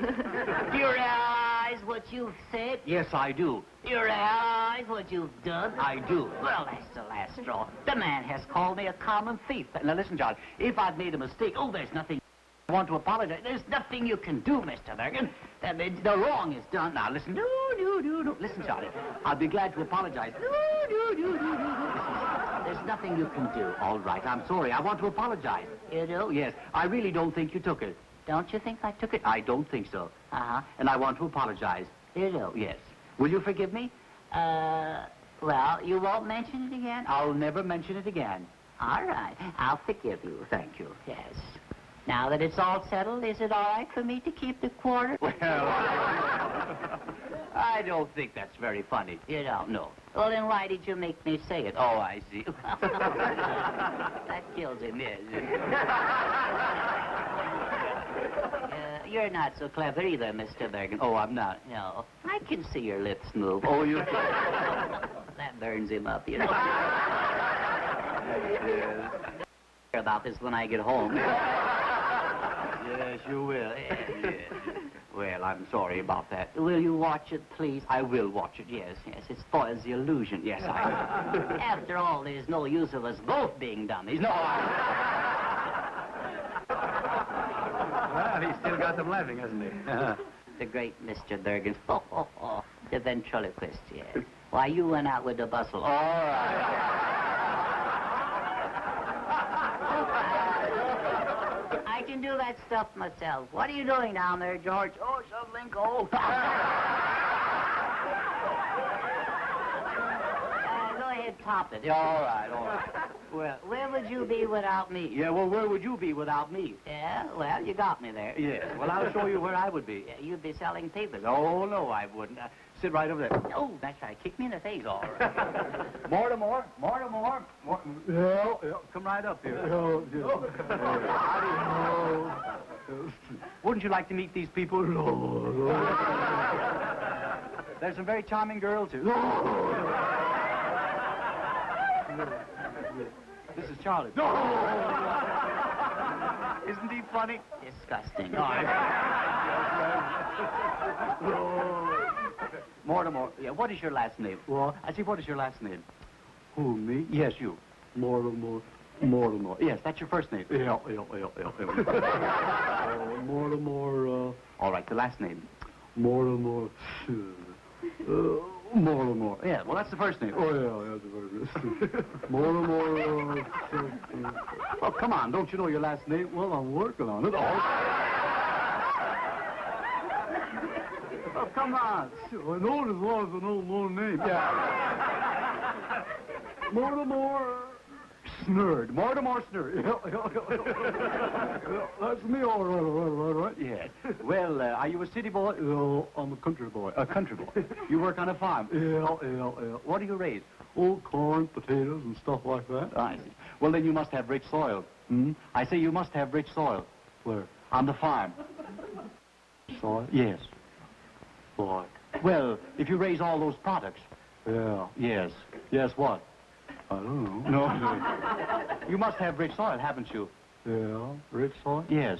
On the farm? On the farm. No. Yeah. You mean it's oh, yeah. Oh, yeah, mighty fur. Oh, yeah. I don't think it's funny. Are you a farmer? No, Charlie. No, Mortimer. Just call me Dugan, that's all. You know, I'm not a farmer, but I'm a student of palmistry. Are you really? Yes. You know, I can look into your hand here, and I can read your past and your future. Is that so? Yeah. What do you think of me? Yes. Now, you have a very interesting hand. Yeah. You'll notice that your fingers are all the same shape. Yeah, 5 of a kind. Yeah, that's right. Now, your index finger, you'll notice, the nail on your index finger is very broad. Yeah. There's a lesson there. Yeah, there is. Yeah. Yes. I'll never stick it in the ringer again. You won't. Now, this is your heart line. Yeah. That's the love line. Yes. You were in love last summer, weren't you? Oh, my. You mean Tilly? Yes. Were you in love with Tilly? Oh, well, we fool around. Kissed her once. Well, now, I'm very happy to tell you, Mortimer, that you're going to inherit $2,000. Oh, boy. Yes. But through legal proceedings, you're going to lose it. Oh, boy. Oh, yeah. I went through that in a hurry, didn't I? Yes. Are you making much money? Well, I make $2 a load selling fertile dirt. You do? I used to only get $1 a load. $1 a load? Yeah. Well, you're making good money now. Yeah. $2 a load for fertile dirt. Yeah. Great man, Roosevelt. Yes.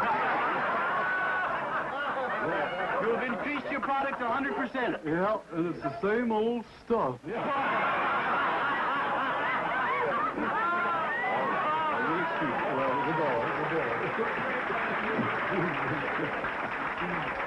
Well, wasn't that funny, Charlie? Oh, come on. Now, wasn't that funny? Don't talk to me. Don't touch me. Don't touch me. All right. Didn't you enjoy Mortimer? Mortimer, that's the most humiliating thing you've ever done to me, Bergen. Well, what do you mean? Yeah. Either he goes or I go. Oh, I see. There ain't room for 3 of us, Bergen, that's all. Now, listen, John, don't touch me. All right. Now, go on, let go of the lamp. Oh, all right.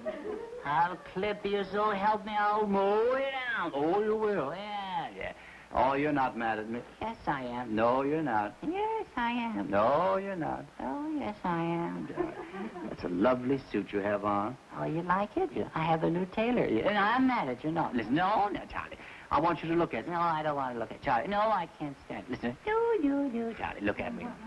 Huh? Look at me. You sure you're mad at me? Huh? Are you mad at me? Well, it was a dirty trick, I know. But are you mad at me? Well, oh, I guess blood is thicker than water, huh? You? Come, smile, my dear. That's better. You know, I'm doing all this just to make you happy. I'd be terribly disappointed if I thought I'd failed. You haven't.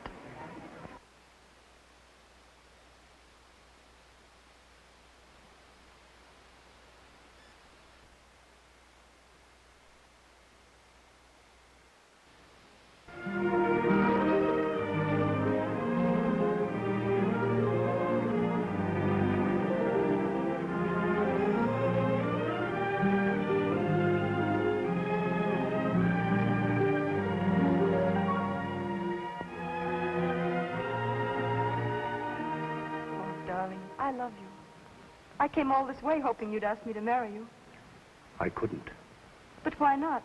There's nothing to prevent it now. How can you say that? A blind man who has to be led round with a hand. I want to hold you by the hand forever. It's impossible. Wherever we'd go, there'd be glances, whispers. I wouldn't mind for myself, but for you. I couldn't have you pitied because of me. I love you too much. Then there's nothing else in the whole world I care about. It's no use, Mary. You're in the world. I'm out of it. Don't say that. Good. She's fine. Nice quality. Thank you. I knew you'd think so.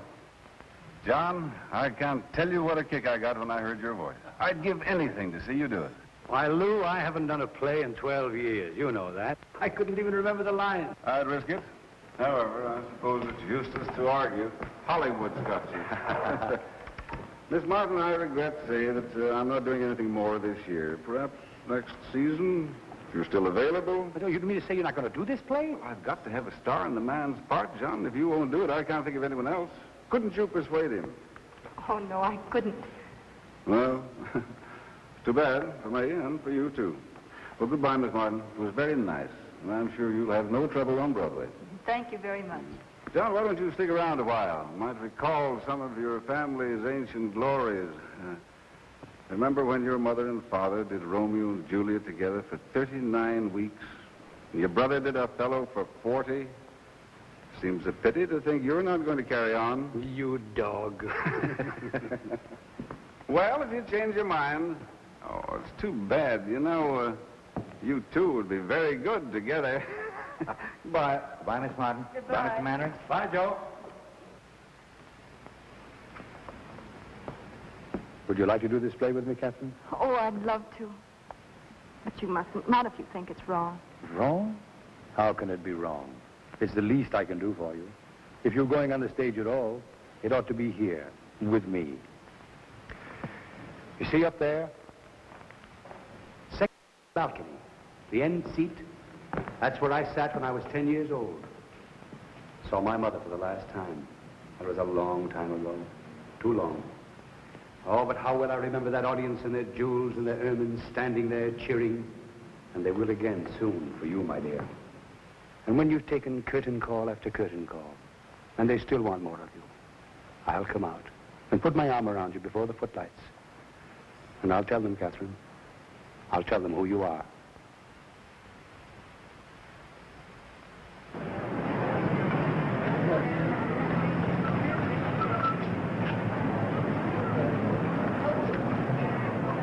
I hear sold out in 4 weeks, Lou.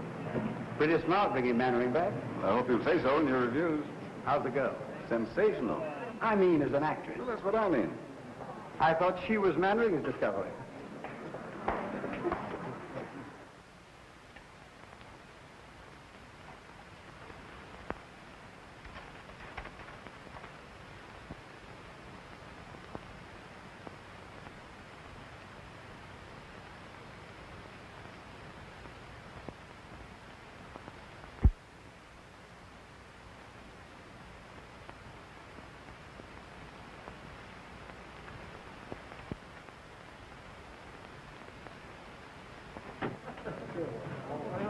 Good evening, Miss Martin.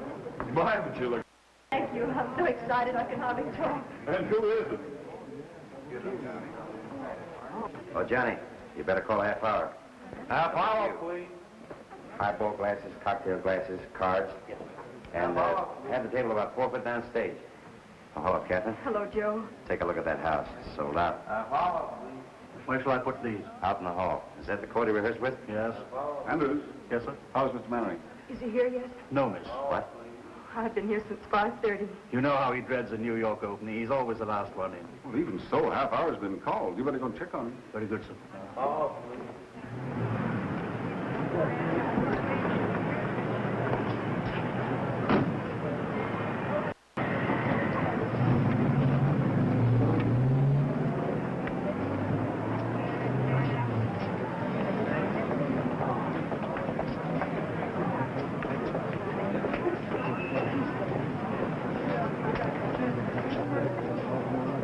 Hey, you.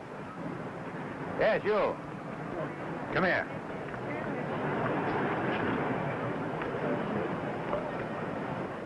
I think we've had the pleasure of meeting before. I wouldn't call it a pleasure. You seeing the show? Do you think I'm a sucker? Still a blundering, hot-headed fool, aren't you? For my part, I'd be very happy if I never had to see you again. I think I'll be able to arrange that all right. Oh, it isn't as easy as all that. You're still in love with her. Otherwise, you wouldn't be here. Go on in. Maybe you'll learn something. From you? Oh, don't argue. Do as I say. And when you hear my curtain speech, come back and offer your apologies. On stage. Places, please. On stage. Places, please. You're late, Mr. Manning. Nonsense. We've got loads of time, Andrew. Loads of time. On stage. Places, please. My cane, Andrews. My gloves. My chapeau. Are you all right, sir? Well, of course I'm all right. Can I get you some coffee, sir? No, I don't need any coffee. I only had a couple of highballs just to steady my nerves. Important night, Andrews. The house is sold out. Yes, sir.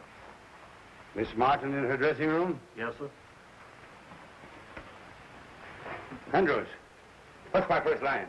I waited for you in the garden. Oh, yes, of course. I waited for you in the garden.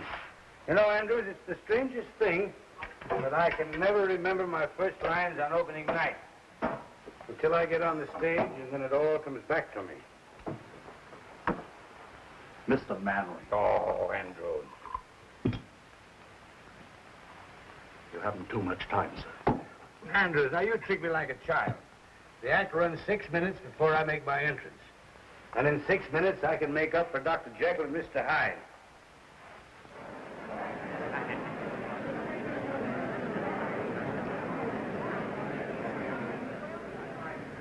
I wonder if Barry's here. He said he wasn't coming. No, that was for Honey's benefit. He isn't fooling her either. May I have Charlie's autograph? This is forgery, you know. Charlie may sue me. Thank you. Thank you, Mrs. Bergen. Oh, I'm not Mrs. Bergen. I'm Mrs. McCarthy. The scene is the drawing room of Richard Storm's Long Island estate. An evening in late spring.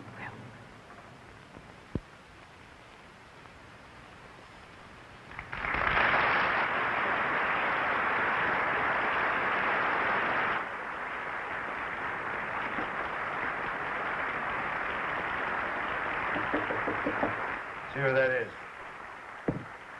Yes? May I come in? Not just now, Miss Martin. Mr. Mannering's dressing. I just wanted to thank him for the flowers and tell him I'm going to do my best. Thanks, my dear, and good luck. Same to you.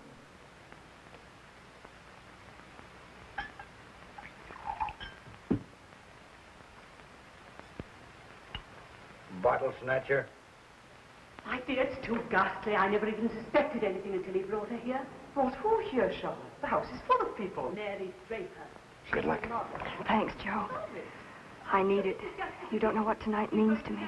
And I won't have And when they're cheering you, I'll come out and put my arm around you. And I'll tell them who you are. What did you say? Nothing, Joe. Wait and see. I don't see why you need any help to wreck this one. Oh, Jenny. I'm going home. The idea of you dragging me here away from my own guests simply because you choose Yes, she is.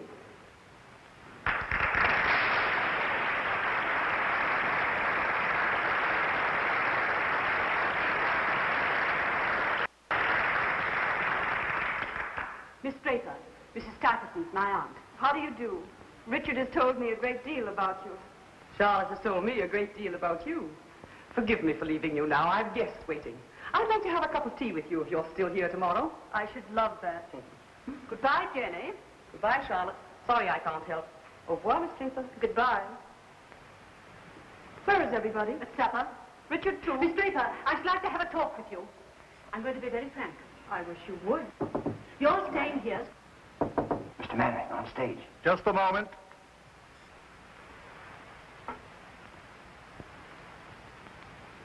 I can't do it, Andrews.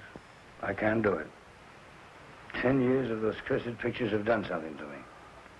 It isn't like carrying a play in New York, where they're ready to tear apart anybody who has the temerity to come back from Hollywood. But you were excellent in Cleveland, sir.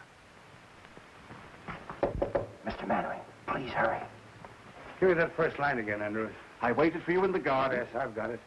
I waited for you in the garden. I hated to leave because I wanted to see your face in the moonlight. What's next, Andrews? Where it's quiet and we can be alone. Richard is an artist. It's important that his family look after his interests when he chooses to ignore them.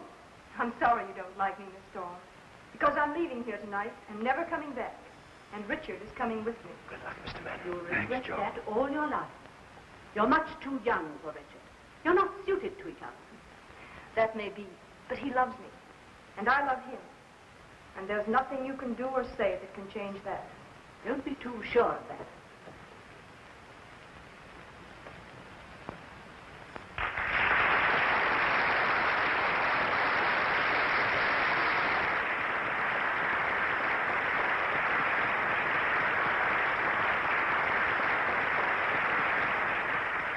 You fools, they're confusing me. I waited for you in the garden. I hated to leave because I wanted to see your face in the moonlight. Richard, can't we go away from here where it's quiet and we can be alone? We can be alone here? Please, Richard, I'm not comfortable here.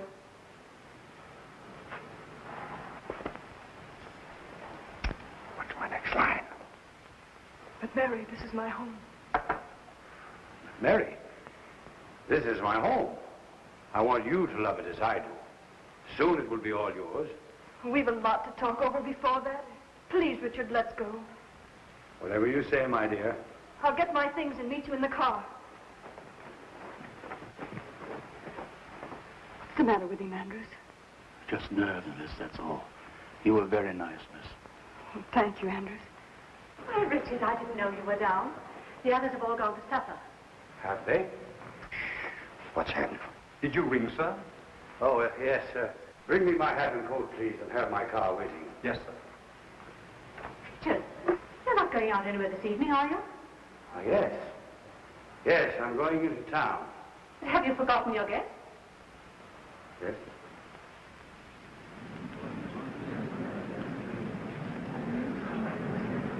What's the matter with Mary? He's drunk.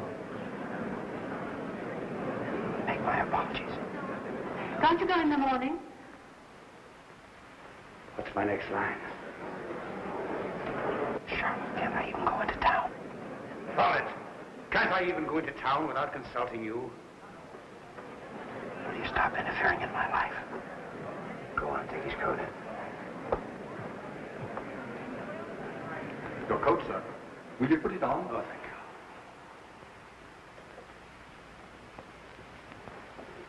Cut it down to his exit speech. Richard.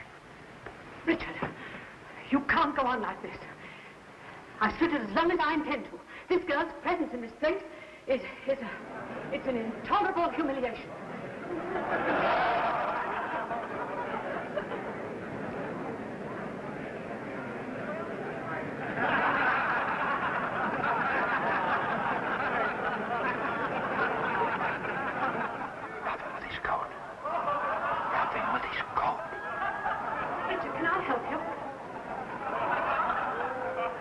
never seem to enjoy yourself as much, Charlotte, as when you're making it... Going the wrong way. This way. Never seem to enjoy yourself as much, Catherine. Bring down the curtain. Bring down.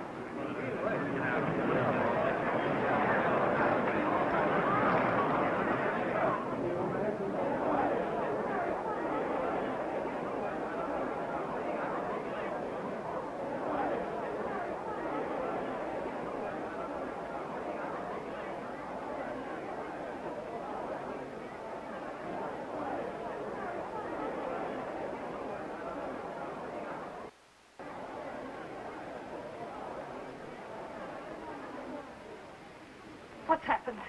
Ladies and gentlemen, due to the sudden illness of Mr. Mannering, I regret to announce that we are unable to continue the performance this evening. Your money will be refunded at the box office.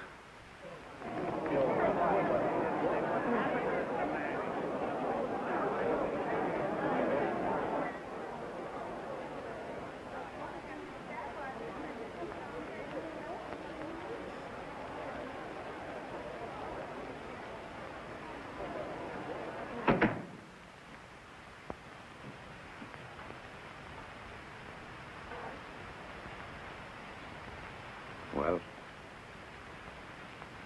why don't you say it, Catherine? Why don't you say that I failed you? Why don't you say that I'm a drunken has-been?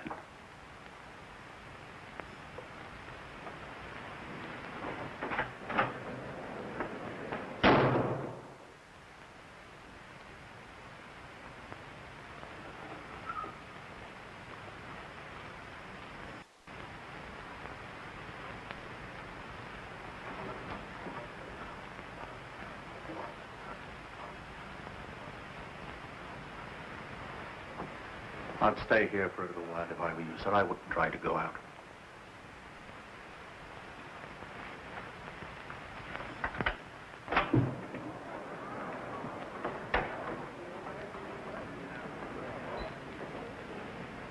Was that Mannering? I didn't see his face. It looked like him.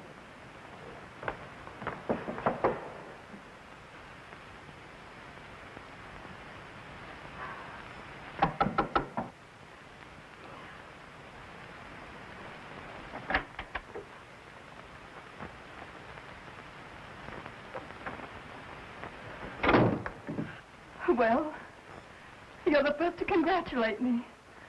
What did you think of my night of triumph? Stop it. Stop it.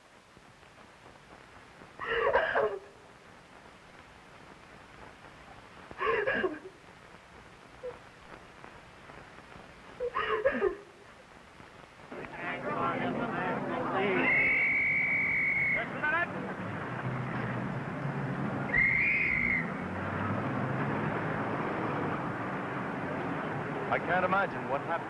Well, he certainly drank himself out of the theater. I liked what I saw of the girl, but it couldn't have ruined her career. He smashed his It arm. would have been funny if it weren't so tragic.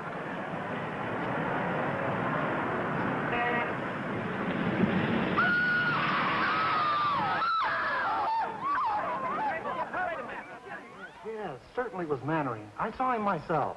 He was hit by a taxi, I tell you, and badly injured. Is Kay Martin with him? Well, stick there. Call me if anything happens. Hey, Susie. Find out where Kay Martin lives. Get her on the phone. How should I know?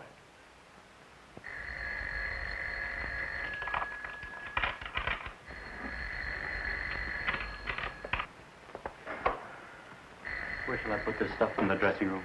Oh, anywhere, Edgar. Just leave it there. Shall I answer?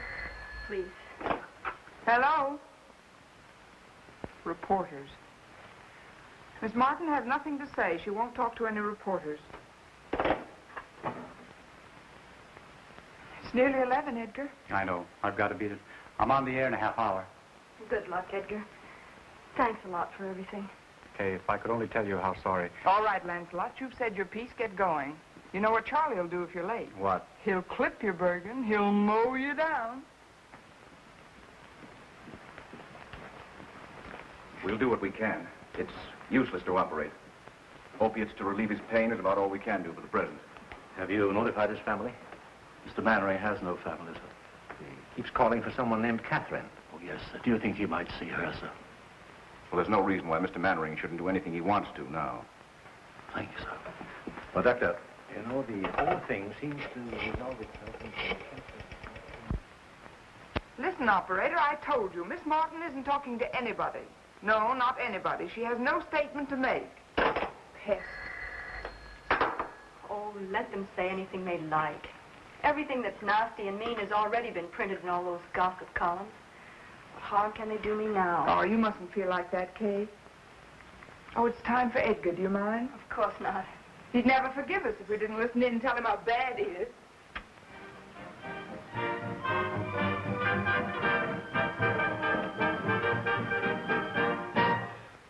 And now, ladies and gentlemen, the boys who have New York at their feet, Edgar Bergen and Charlie McCarthy.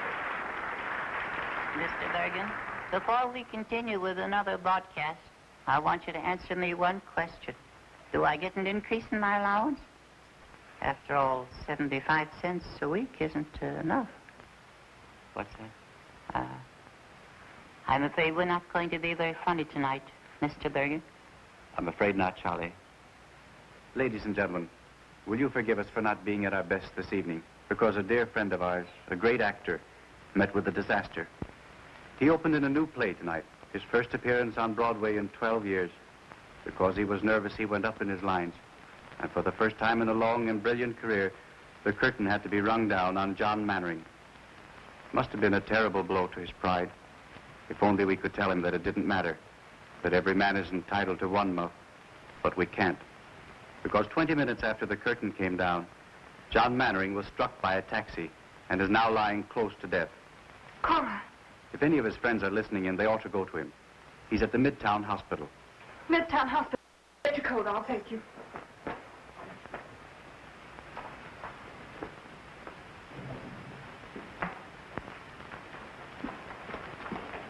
Andrews, he's going to be all right, isn't he? The reports are... I'm afraid not, miss. He wants to see you. It will make him very happy to know you're here. I'll wait for you here.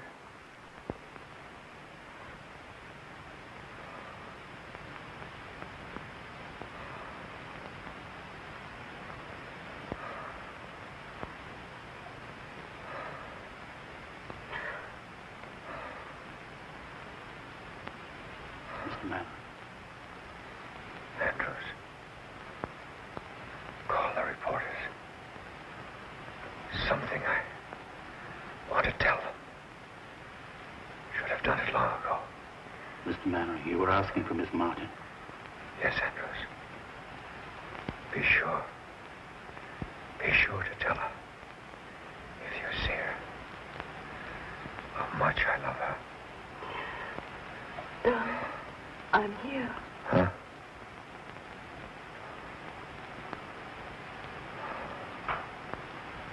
It's Catherine.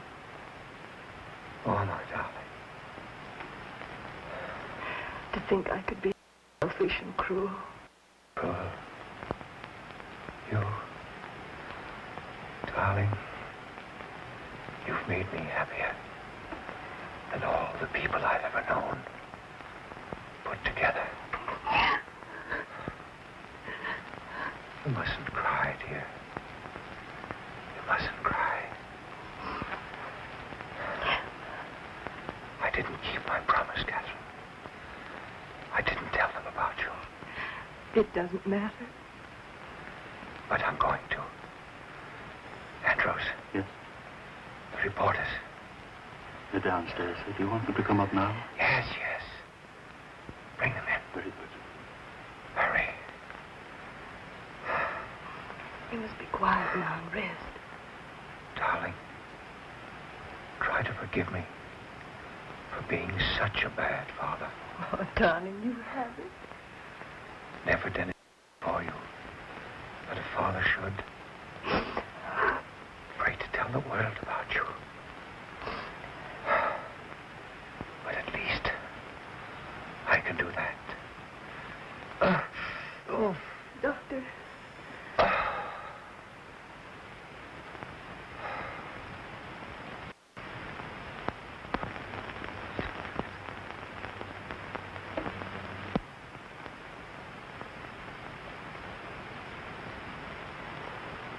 Miss Ryan. Oh,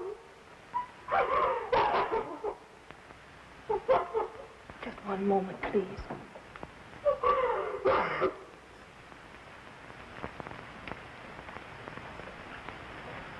Gentlemen, Mr. Mannering has just passed away.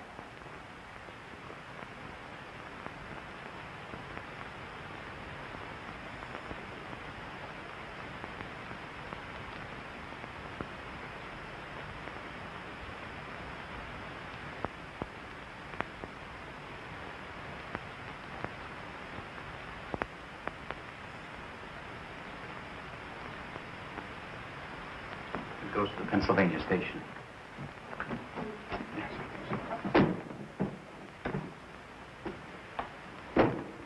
Captain, I'm very sorry you're going away.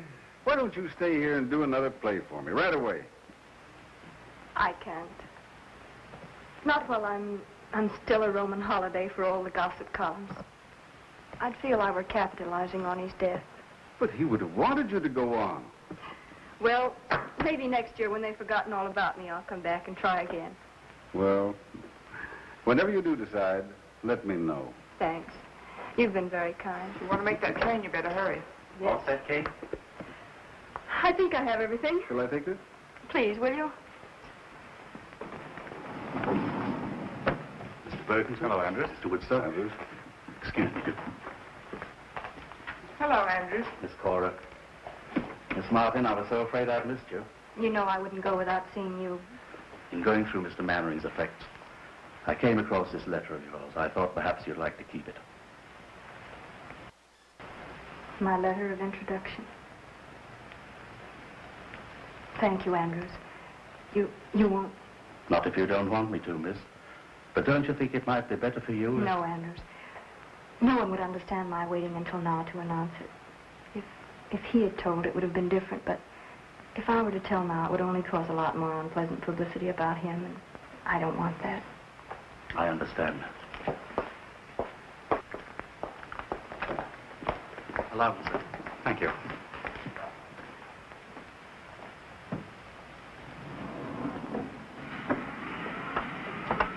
Oh, there's Barry.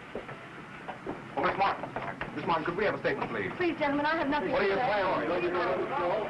Hey. What are you planning, Miss Martin? When are you going to make sure it's my All right, we'll follow you. Story, will you, Miss Martin? Come on, come on. Newspaper bloodhound. Are you going home? Kay, darling, Yes, Barry? I love you. I always have, and I always will. I was a fool, jealous and suspicious. I tried to forget you. I nearly wrecked Honey's life. It doesn't seem possible so many things could happen in so short a time. And all because of this letter. The letter that was to open the doors of fame, success, and happiness. And now he's dead. Did he mean so much to you? More than anyone will ever know. And I guess there's nothing else to say. Barry, dear, will you please read this? Please.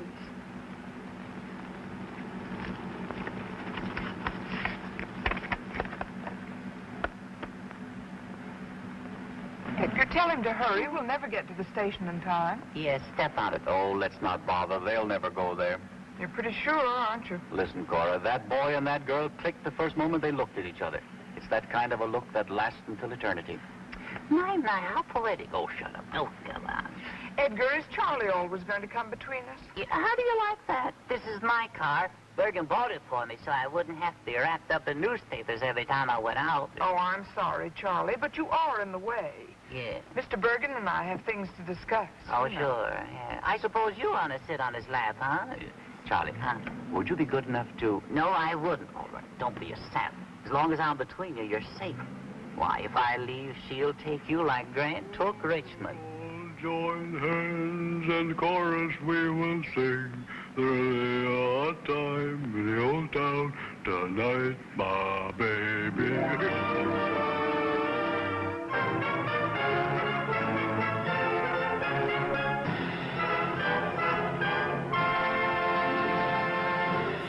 That was Letter of Introduction, and it had one of the first films that had Edgar Bergen and Charlie McCarthy, and he had a wonderful career, and we're talking with Alan Semok about other ventriloquists as well. Real quickly, tell me a little bit about Jimmy Nelson.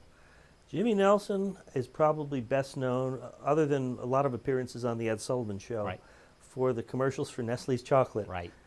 He had a 10-year run with them, which at the time was kind of a record. I think the only person that ever beat him out was when they had Margaret Hamilton doing the Maxwell House commercials. Oh, wow. Okay, sure. I could be wrong about that. I mean, Jimmy might still have the record. I don't know. But well, his, oh, that's right. I'm sorry. Was his character Danny O'Day? Danny O'Day and Farfel, the dog. Right. I had Danny O'Day myself. In fact, I went crazy the last 3 days trying to find him to bring him, but I couldn't. But yes, Danny O'Day. And then finally, what about Willie Tyler? Willie Tyler, he came up in the, I'm guessing the mid or late 60s. Okay. I remember when I was a kid, I had a record album that came out. And I think that was put out in 66 or 67. Okay. And he had a pretty good career too, and he's still performing. That's great. In fact, we'll see him this July at the Ventriloquist Convention. Wonderful. He'll be making his first appearance Now, there. when and where is that? That's in Fort Mitchell, Kentucky, in the third week in July. Okay. It's been held annually since 1975. Okay. And his character is Lester. Lester. Right. Yes. Okay. Great. Can we talk to Laszlo before we go? Sure. 'Cause I've been wondering what he has to say about all this stuff. First of all, Laszlo, where are you from? A suitcase. Where the hell do you think I'm from? Oh, a suitcase. I didn't know that. Well, why the name Laszlo? Where does that come from? Well, you see, it's a long story. My parents were from Hungary, and for many years I couldn't speak any English at all, just Hungarian. Oh, that's great, because I don't detect an accent at all. What do you do for a living, Laszlo? Man, I live. You live? Yeah. Oh, you go out at night? Oh, when I can muster the energy to do it, yeah. Yeah? You have a girlfriend? I do. She's a little bit younger than I am. She's only 87. Okay. Yeah. Well, that's wonderful. And where do you go when you go out with her? You go dancing, you go to the movies, you go to dinner? I just try not to go to sleep. Oh, well, that's good. All right. Well, thank you so much for coming on the show. You look great. Thanks. When do we get paid? All right. Well, no. This is local TV. You know. You dragged us out here for that? Never mind, just leave him alone. Well, That's Laszlo. Thank you, Laszlo, and thank you, Alan, for coming on the show. Thanks for having us. It's been great learning all about all these great ventriloquism, and fun. thank you very much. Thank you. And thank you, ladies and gentlemen. This has been another episode of Classic Movies with Ron McCluskey, and see you soon on the TV.